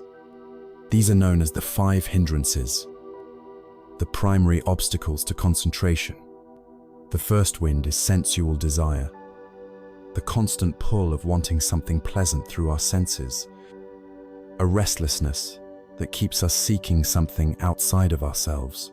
The second is ill will, the harsh wind of anger, resentment, and aversion which churns the water with agitation. The third is sloth and torpor, a heavy, fog-like wind that makes the mind dull, sleepy, and the water thick and muddy. The fourth is restlessness and worry, a chaotic, gusting wind that makes the mind anxious and jumpy, unable to settle anywhere for more than a moment. And the fifth is skeptical doubt, a confusing, swirling wind of indecision and lack of faith that prevents us from committing to the practice. When these 5 winds are blowing, the surface of our lake is disturbed. We cannot see our own reflection clearly, and we certainly cannot see into the depths. The practice of mindfulness, supported by effort, is the process of calming these winds. We see them as they are impersonal forces of nature, and by not feeding them with our attention, we allow them to naturally die down. And what happens when the winds cease? The lake of the mind, of its own accord, becomes profoundly still and clear. This stillness, this clarity, is samadhi. In this state of deep calm, we can finally see. We see our own reflection with perfect, undistorted clarity, and we can see all the way down to the sandy bottom, perceiving the hidden treasures and forgotten monsters in the depths of our own consciousness. As this state of concentration deepens, we begin to experience states of profound well-being and meditative absorption, known as the jhanas. These should not be seen as mystical, far-off goals, but as the natural and beautiful consequence of unburdening the mind. When the 5 hindrances are temporarily set aside, a deep and nourishing joy and happiness naturally bubble up from within. This is not the fragile, fleeting happiness that depends on getting what you want in the world. This is the sublime happiness of a mind at peace, the joy of being free from its own inner tormentors. The mind rests in this bright, blissful, and unified state, effortlessly. But this beautiful state, this blissful peace, is not the final goal of the path. It is not an escape from life. It is the sharpening of the tool. A concentrated mind is the ultimate scientific instrument for self-discovery. It is stable, precise, powerful, and free from the distortions of the hindrances. The purpose of forging this instrument is to use it with this calm, unified, and laser-like mind. We turn our attention back to the objects of mindfulness, to our own body, our feelings, our mind states, and the patterns of reality itself. This is where the path comes full circle. With a concentrated mind, our investigation is no longer a fleeting glimpse of the truth. It is a deep, sustained, and penetrating inquiry. We can hold our attention on the impermanent nature of a single sensation until its truth is seared into our heart. We can observe a difficult emotion without being swept away, seeing its selfless nature from beginning to end. The laser of the concentrated mind has the power to cut through the deepest, most fundamental illusion of all, the illusion of a solid, separate, permanent self. It is here, in the marriage of the calm, steady mind of samadhi and the clear seeing of mindfulness, that liberating wisdom is born. With right concentration, we complete the three great trainings of the path: our sila, our ethical life, provides the stable ground; our samadhi, our trained mind, becomes the powerful instrument, and this instrument allows us to realize prajna, the liberating wisdom that we began our journey seeking. We have the complete map and the perfect vehicle. The journey is no longer about learning the parts, but about integrating them into a seamless whole, transforming not just our moments on the meditation cushion, but the entire fabric of our waking lives. We are now equipped to see how these 8 strands weave together to create a life of profound compassion, unwavering wisdom, and unconditional freedom. We have journeyed together along the great river of the Dharma, exploring each of the 8 tributaries that form the mighty current of the Noble Eightfold Path. We have examined them one by one, appreciating the unique quality and function of each, the guiding wisdom of right view, the gentle intention of right thought, the integrity of right speech, right action, and right livelihood, the joyful energy of right effort, the watchful clarity of right mindfulness, and the unifying peace of right concentration. But to truly understand a river, we cannot merely study its tributaries on a map. We must stand on the bank and witness how they merge, swirl, and flow together, creating a force that is infinitely greater than the sum of its parts. The Eightfold Path is not a linear sequence of steps to be mastered and left behind. It is not a ladder you climb. It is a living, breathing organism, a beautiful and intricate dance where every part moves in perfect harmony with every other. It is less like a ladder and more like a symphony, where each of the 8 instruments plays its unique melody, but it is in their combination, in their seamless interplay, that the breathtaking music of awakening is produced. At first, we may need to learn the notes of each instrument individually, but the goal is to play them all together, to live the symphony of the path. This is the practice of integration, where the path ceases to be a list of concepts and becomes the very fabric of our lived experience. The dynamic heart of this integration lies in the synergistic relationship between the 3 great trainings: sila, samadhi, and prajna. They are not 3 separate buildings, but 3 pillars supporting a single roof, and each pillar reinforces the strength of the others, creating a virtuous, upward spiral of transformation. Consider the foundation: sila, our ethical conduct. When we live a life of integrity, when our words are truthful and our actions are kind, we remove the primary sources of external conflict and inner remorse, a mind that is not haunted by guilt over a lie, or agitated by the memory of a harsh word, or anxious about the consequences of a harmful act, is a mind that can naturally settle into peace. A clear conscience is the fertile soil in which the seeds of meditation can grow. Thus, sila provides the essential stability for samadhi, for the training of the mind. Now, as our samadhi develops, as we become more mindful and concentrated through the practice of meditation, the effect flows back to strengthen our sila. A mind that is trained in mindfulness is no longer a slave to its impulses.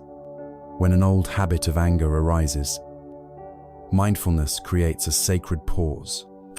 In that pause, we are no longer compelled to lash out with a harsh word We have a choice. We can see the anger as just anger, a fleeting cloud, and let it pass without acting on it. A calm, concentrated mind is far less likely to be hijacked by greed or hatred, making it infinitely easier to maintain our commitment to right speech and right action. Thus, samadhi protects and deepens our sila. This stable, calm, and mindful state created by the interplay of sila and samadhi then becomes the perfect platform for the arising of prajna, or wisdom, a mind that is clear and still, like a placid lake, can reflect the moon of reality without distortion. It is only when the waters are calm that we can see things as they truly are. It is in this stillness that we have the capacity to directly experience the truths of impermanence, dissatisfaction, and no self. This is how the deepest insights arise. And then, this liberating wisdom of prajna flows back to enrich and purify the other two trainings in the most profound way, when we truly see, not just intellectually but in our bones, the suffering caused by anger. Our commitment to right speech becomes effortless. It is no longer a rule we are following. It is the simple, intelligent response to a truth we have seen for ourselves. When we understand deeply the interconnectedness of all life, the wisdom of anatta, our practice of right action, of harmlessness, becomes a natural expression of our being. Wisdom transforms sila from a discipline into a joyful expression of clarity. Similarly, this wisdom refines our samadhi practice. When we understand the nature of the 5 hindrances not as personal failings but as impersonal mental patterns, we can work with them in our meditation with greater skill and less judgment. Wisdom illuminates the path of our meditation, making our effort more precise and our concentration more serene. And so the symphony plays. Sila creates the peace for samadhi. Samadhi develops the clarity for prajna, and prajna provides the understanding that makes our sila and samadhi effortless and profound. Each note supports the others, creating a richer and more beautiful harmony. Let's bring this down from the abstract and imagine how this symphony sounds in the course of an ordinary day. Our practitioner, let's call her Anna, begins her morning not by grabbing her phone, but with a period of meditation. She sits and practices mindfulness of breath, cultivating samadhi. The winds of the mind, the hindrances, are blowing this morning, restlessness about the day ahead, a flicker of resentment from a conversation yesterday. But with right effort, she gently returns her attention to the breath. Again and again, she is not fighting her mind. She is simply practicing the art of returning home. Later, at work, she receives an email from a colleague that feels unfairly critical. The first arrow strikes. The old, automatic habit is to fire back a defensive, sarcastic reply. The thought of ill will, avad, sprouts in the garden of her mind. But because of her morning practice, a moment of right mindfulness arises. She feels the heat of anger in her chest, the tightening in her jaw. She recognizes it. Ah, this is anger. In that space, right view comes to her aid. She remembers the teaching on the second arrow and the suffering caused by hatred. Right thought follows, and she makes a conscious, gentle intention. May I be peaceful. May my colleague find peace. This is the active practice of sila, of right speech, born not from a rule book, but from a mindful, wise, and compassionate heart. She puts down the axe she was holding in her mouth. She waits, and later responds to the email calmly and constructively. addressing the issue without attacking the person during her lunch break. Instead of mindlessly scrolling through her phone, she eats her food with attention, practicing mindfulness of the body. She tastes the flavors, feels the textures. This simple act is a continuation of her samadhi practice, grounding her in the present. In the evening, her child spills juice all over the clean floor. The first arrow strikes again, a flash of irritation, of wrong thought, arisis. But again, mindfulness catches it. She sees it, names it, and lets it go. She sees her child's frightened face, and her heart is touched by compassion, a fruit of her metta practice. She chooses right action, kneeling down and saying gently, "It's okay. Accidents happen. Let's clean it up together." The entire day becomes the practice, the difficult colleague, the spilled juice, the moments of quiet, all are opportunities to play the music of the path. The office and the kitchen have become her monastery. This is the integration of the Eightfold Path. It is a seamless weaving of seeing, intending, speaking, acting, working, and training the mind into one unified expression of a life waking up. It is the transformation from knowing the path to becoming the path, having woven the 8 strands of the path into a single, integrated practice. We begin to notice a profound shift, not just in what we do, but in who we are becoming, the journey of awakening, which can sometimes seem like a stern and analytical process of dismantling the self, now reveals its other, equally important face, the blossoming of the heart. The clear seeing of wisdom is not cold and distant. In fact, its ultimate purpose is to allow us to love the world more fully, more freely, and more wisely. It is often said that wisdom and compassion are the 2 wings of enlightenment. And without both, we cannot fly. Now, we turn our attention to the cultivation of the heart, to the radiant qualities that naturally emerge from a mind that is clear, calm, and free. We begin with the most foundational of these, the sunshine of the path, the practice of metta, or loving kindness. Metta is a Pali word that is often translated as loving kindness, but its meaning is deeper and more spacious than that. It is not the conditional, possessive love of romance, nor is it the transactional affection we might feel for those who please us.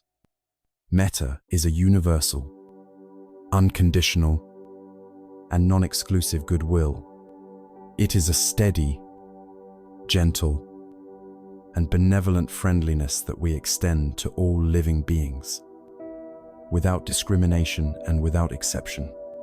The best metaphor for metta is the sun. The sun does not choose who is worthy of its warmth. It shines its light equally on the saint and the sinner, on the beautiful rose and the tangled weed, on our friends and on our enemies. It simply radiates its life-giving warmth because that is its nature. Metta is the practice of cultivating this sun-like quality within our own hearts. In the landscape of our mind, metta is the direct and powerful antidote to the poison of ill will and hatred, anger, resentment, frustration, and fear all arise from a deep-seated sense of separation and threat. We perceive another being as other, as an obstacle or a danger to our happiness. And so we contract, we defend, veatak. Metta systematically dissolves this illusion of separation. It is a radical act of inclusion. When you are genuinely and sincerely wishing for another being to be happy and well, it is impossible, in that same moment, to hold hatred for them in your heart. The warmth of metta melts the ice of aversion. It is the ultimate peacemaker, the force that calms the second of the 5 hindrances and allows the mind to find rest. This practice is not only a potent medicine for anger, but also a source of incredible inner strength and resilience. A heart cultivated in metta is no longer dependent on the fickle praise or blame of the outside world. Its warmth and happiness are generated from within, a steady and reliable source of well-being. When we are met with criticism or cruelty, a heart fortified with metta is less likely to be wounded. It can meet hostility not with more hostility, but with a compassionate understanding that the person causing harm is themselves deeply unhappy. To cultivate this sublime quality, we can engage in a formal metta meditation, a systematic training of the heart. The practice traditionally unfolds in stages, like ripples expanding outward from the center of a pond. And the center, the place where we must always begin, is with ourselves. We cannot offer water to others from an empty well. For many of us, conditioned by years of self-criticism, this is the most difficult step. We sit quietly, and we gently offer phrases of loving kindness to our own being, repeating them like a mantra in the mind. May I be safe. May I be healthy. May I be happy. May I live with ease.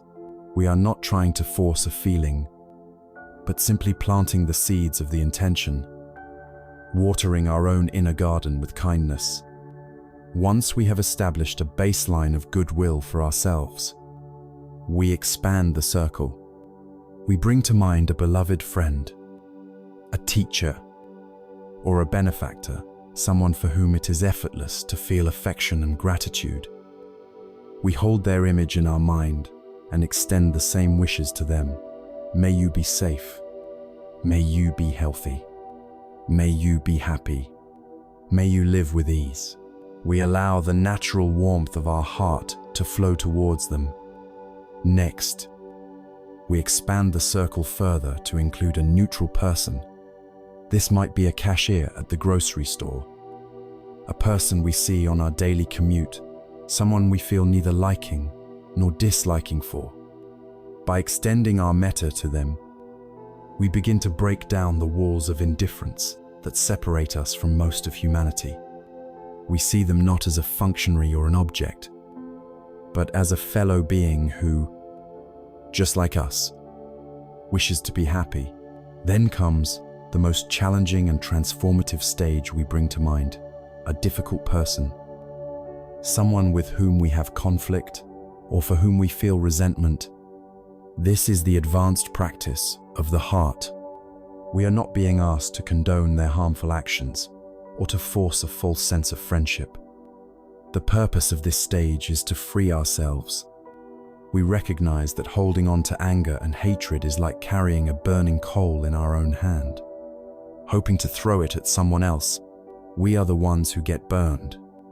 And so, as an act of profound self-liberation, we try, even if just for a moment, to extend a sliver of goodwill. May you too find peace. May you too be free from suffering. Finally, having worked through these specific stages, we let the boundaries dissolve completely. We radiate the feeling of metta outwards in all directions, like the light of the sun, to all beings everywhere, to our family and our friends, to our neighbors and our colleagues, to the animals, to the people in faraway lands, to those we like and those we dislike.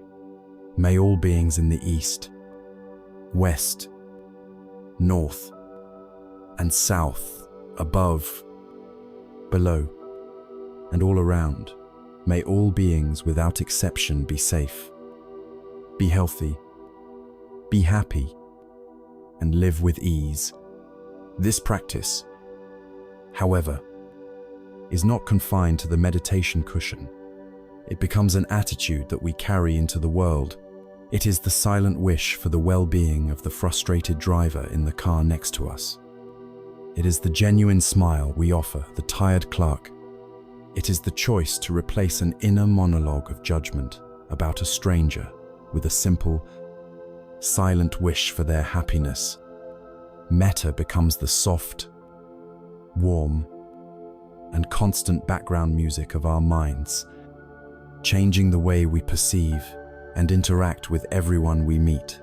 It is the practice of actively and intentionally beautifying our own consciousness, and in doing so, beautifying the world. It is the warmth that makes the sturdy house of our practice into a true and welcoming home. And it is this radiant, unconditional wish for the happiness of all beings that lays the foundation for an even deeper response to the world. For when a heart that is filled with such boundless goodwill encounters the inevitable reality of suffering, it cannot help but be moved. That movement, that trembling of the heart in the face of pain, awakens the next sublime quality, the birth of boundless compassion. Out of the boundless, sun-like warmth of loving kindness, a new quality of the heart begins to awaken. If metta is the radiant wish for all beings to find happiness, then compassion, or karuna, is the heart's inevitable response when it encounters a being who is suffering. It is what happens when the warm light of metta shines upon the reality of pain. The heart that has been softened and opened by loving kindness cannot remain indifferent. When it sees suffering, it trembles. This sacred trembling, this quivering in response to the pain of another, is the birth of karuna. Compassion is often confused with pity, but they are worlds apart. Pity looks down from a safe distance, maintaining a sense of separation. Oh, that poor person. I'm glad that's not me. Pity reinforces the division between self and other. Karuna, however, is born from a recognition of our shared experience. It is the courage to feel with another, to step into the reality of their pain and acknowledge it without turning away. It is the deep understanding that says, I know this feeling of suffering. It is part of our shared human condition. Your pain is not separate from my pain.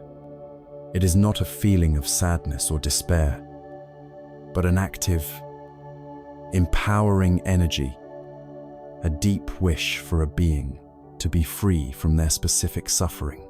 If metta is the gentle wish for every traveler on the road of life to have a pleasant journey, karuna is the moment we see a fellow traveler fall, and our heart moves us to stop, to reach out a hand, and to help them to their feet.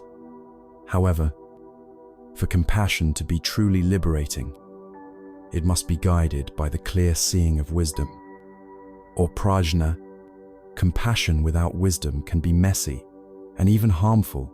It can lead to what is sometimes called idiot compassion, the misguided attempt to shield people from all pain, even when that pain is a necessary lesson, or enabling harmful behavior out of a fear of causing short-term upset. Unwise compassion can also lead to burnout and despair. If we try to take on the entirety of the world's suffering without the spacious perspective of wisdom, we will be crushed by its weight. Compassion, on the other hand, is powerful and resilient. It understands that we cannot fix everyone's problems. It respects the complex web of causes and conditions that lead to suffering. It has the courage to act boldly when action is needed, but also the strength to simply bear witness with a loving presence when there is nothing we can do. It is fierce, clear-eyed, and free from sentimentality. It is the heart's intelligent response to the reality of pain. Like loving kindness, compassion is a quality that must be cultivated both inwardly and outwardly. And for most of us, the most challenging place to begin is with ourselves. When we fail, when we are hurt, when we fall short of our own ideals, our habitual response is often one of harsh self-judgment. We become our own worst critic, berating ourselves for our imperfections. Self-compassion is the radical practice of turning the warmth and tenderness of karuna inward. It is the practice of treating ourselves with the same kindness we would offer a dear friend who was struggling. It is acknowledging our own pain without judgment. This is really hard right now. This hurts. It is responding with a gentle inner voice that says, "May I be free from this suffering. May I be kind to myself in this moment." Self-compassion is the antidote to the poison of shame. It is the understanding that our mistakes and struggles do not make us unworthy. They simply make us human. From this foundation of self-compassion, we can then extend the practice outward. We can engage in a formal karuna meditation. We begin by bringing to mind a being, human or animal, for whom we know is suffering. We allow ourselves to connect with the reality of their pain, not to be overwhelmed by it, but to acknowledge it with a brave and open heart. And we cultivate the sincere wish, "May you be free from this pain. May you be free from the causes of your suffering. May you find peace." We let our heart tremble with this wish, directing its healing energy towards them. Then, just as with metta, we can expand the circle. We can bring to mind our own struggles and offer ourselves the same deep wish for freedom. And finally, we can radiate this compassionate energy out to all the suffering beings in the world, to all those who are sick, who are lonely, who are afraid, who are oppressed, who are grieving. May all beings who are in pain be free from their suffering. This practice connects our personal response to a universal truth, fostering a sense of profound solidarity with all life. Ultimately, karuna is not a passive feeling to be cultivated only on the meditation cushion. It is the very engine of enlightened action in the world. It is the why behind our sila, our ethical life. Why do we practice right speech out of compassion? So that our words do not cause the suffering of division and hurt. Why do we practice right action out of compassion? So that our deeds do not cause the suffering of violence and loss. Compassion is the force that moves us to listen with our full attention to a friend in need, to volunteer our time for a cause we believe in, to speak up for those who have no voice. It transforms our practice from a path of self-improvement into a path of selfless service. Karuna is the responsive heart of awakening. It is the refusal to become numb or cynical in the face of the world's pain. It is the courageous choice to keep the heart open, tender, and ready to respond. While metta is the wish for happiness, karuna is the wish for the end of suffering. It is the beautiful, aching, and powerful expression of a heart that has understood our profound interconnectedness. Having cultivated this deep wish for all beings to be happy and free from pain, a new challenge for the heart arises. What is our response when we encounter those who are already happy, successful, and flourishing? The untrained mind often defaults to the painful states of jealousy and envy. But the heart that has been trained in metta and karuna has a far more beautiful and liberating capacity. It has the capacity for a happiness that is not diminished, but magnified by the happiness of others. This leads us to the third of the divine abodes, the sublime practice of sympathetic joy. We have journeyed far into the landscape of the awakened heart. We began with the boundless warmth of metta, the sun-like wish for all beings to be happy. This warmth then illuminated the reality of suffering, and our hearts trembled with karuna, the compassionate wish for all beings to be free from pain. Now, we arrive at a practice that challenges one of the most deep-seated and painful habits of the human mind, the practice of sympathetic joy, or mudita. Having learned to meet suffering with an open heart, we must now learn to meet happiness and success with a heart that is equally open, especially when it is not our own. Mudita is the sublime and liberating practice of feeling genuine, unselfish joy in the good fortune of others. It is the polar opposite of jealousy and envy, those two toxic states that poison our own happiness and create silent walls between us and our fellow human beings. Envy whispers the painful lie of scarcity, that there is a limited supply of happiness in the world, and that another person's success somehow diminishes our own portion. It is the contracted, fearful mind that sees another's light and feels that its own has been dimmed. Mudita is the radical and joyful rebellion against this lie. It is the wisdom that understands that joy is not a finite resource to be hoarded. It is an infinite, renewable energy. And the more we celebrate it in others, the more we find it in ourselves. The practice of mudita is a profound act of heart opening. It is the decision to participate in the joy of the universe, rather than feeling excluded from it. When we see a friend succeed, when we witness an act of great skill or kindness, when we see a family celebrating a milestone, the untrained mind might feel a pang of comparison, a subtle question: why not me? This is the voice of the ego, forever measuring and finding itself lacking. Mudita is the practice of gently letting go of that voice and choosing instead to simply share in the happiness that is present. It is to look upon another's good fortune and feel a genuine, unselfish gladness for them, a happiness on their behalf. This practice is a powerful sign of a maturing spiritual heart. It shows that our own sense of well-being is becoming less dependent on personal triumphs and ego gratification. Our happiness is no longer confined within the small, cramped box of me and mine. It begins to become boundless, capable of resonating with the happiness of countless other beings. When your friend gets the job they wanted, their joy becomes your joy. When a stranger on the street laughs with pure delight, their delight becomes your delight. Your capacity for happiness expands exponentially because you are no longer limited to the infrequent moments of your own personal victories. The entire world's happiness becomes available to you. Like the other heart practices, mudita can be cultivated both formally and informally. In a formal meditation, we can begin by bringing to mind a dear friend who is experiencing a happy time in their life. We can visualize their smile, feel their sense of accomplishment or peace, and allow our own heart to share in that feeling.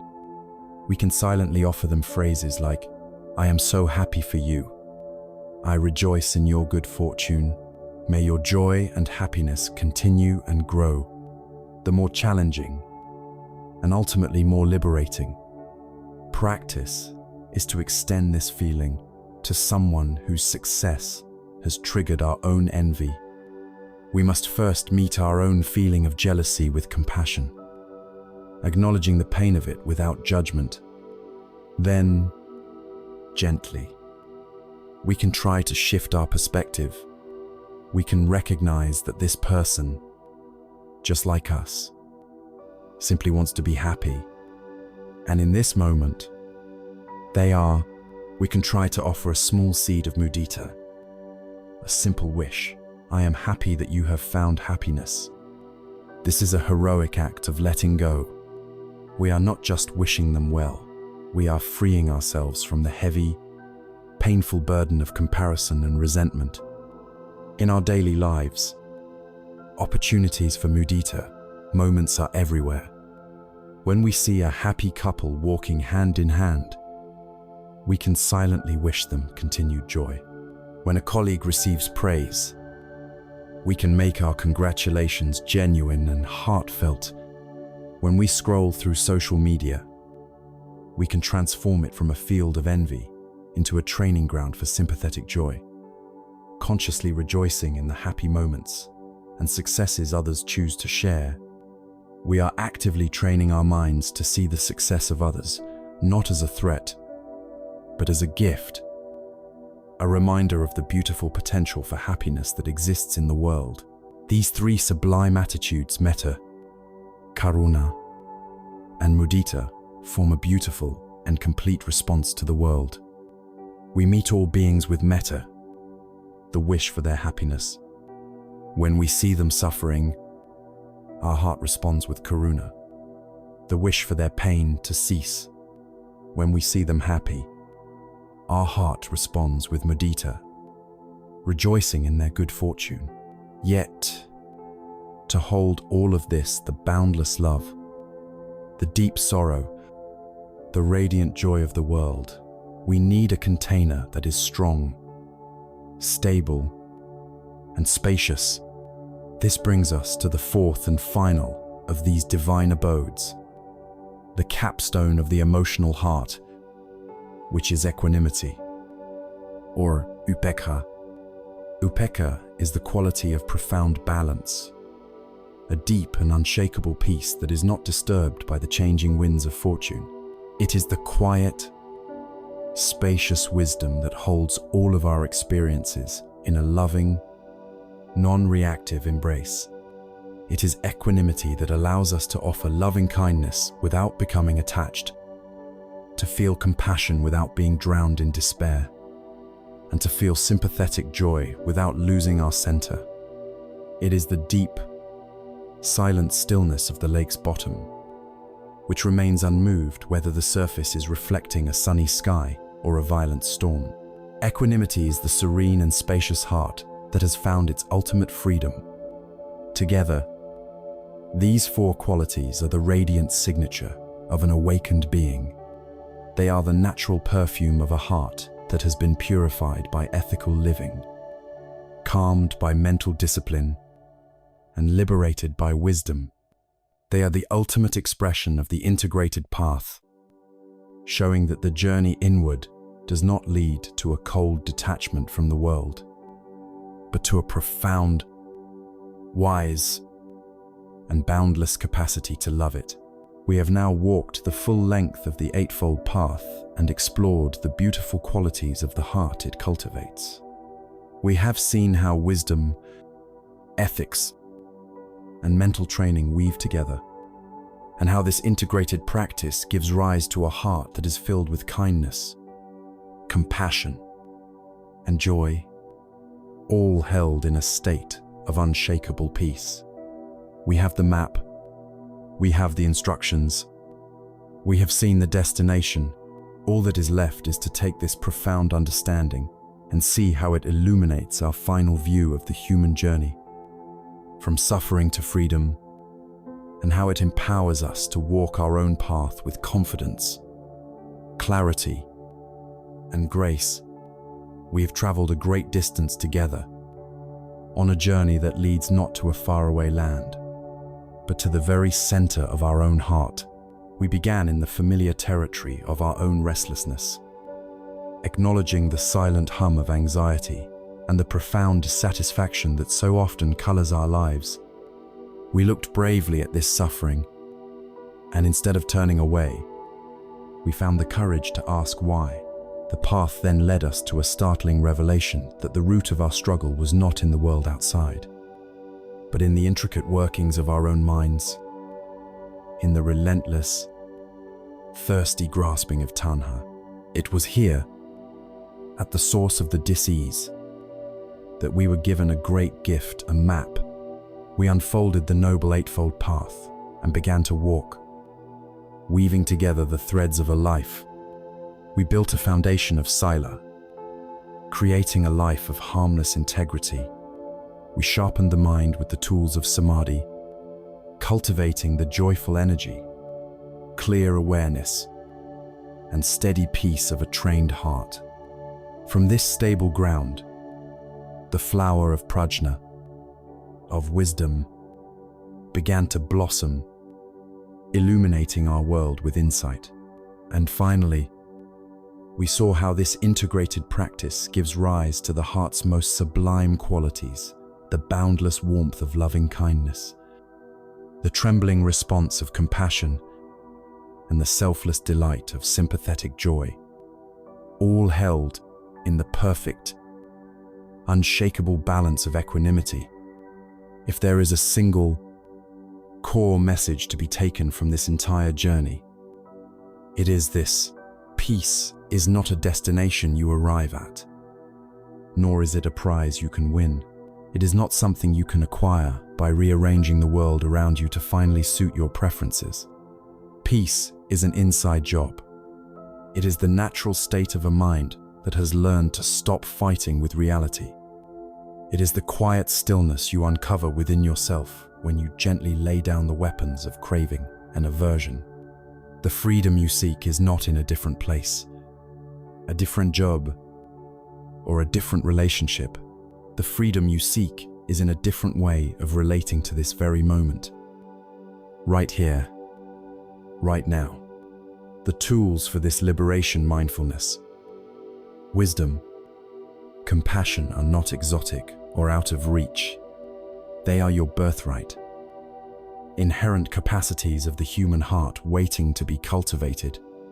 And so, we leave you here, at the trailhead of your own continuing path. This journey of understanding is complete, but your personal journey of practice is just beginning. You hold the map in your hands. The tools are yours to use. Trust in your own capacity to awaken. Trust in the simple, profound power of your own attention. Know that the path is not about achieving perfection, but about practicing with gentle and persistent kindness toward yourself. Every breath is a new beginning, a fresh opportunity to come home to the present moment. Every interaction is a chance to practice. The journey of 1,000 miles does not begin with a single step, but with a single conscious breath, and it begins now.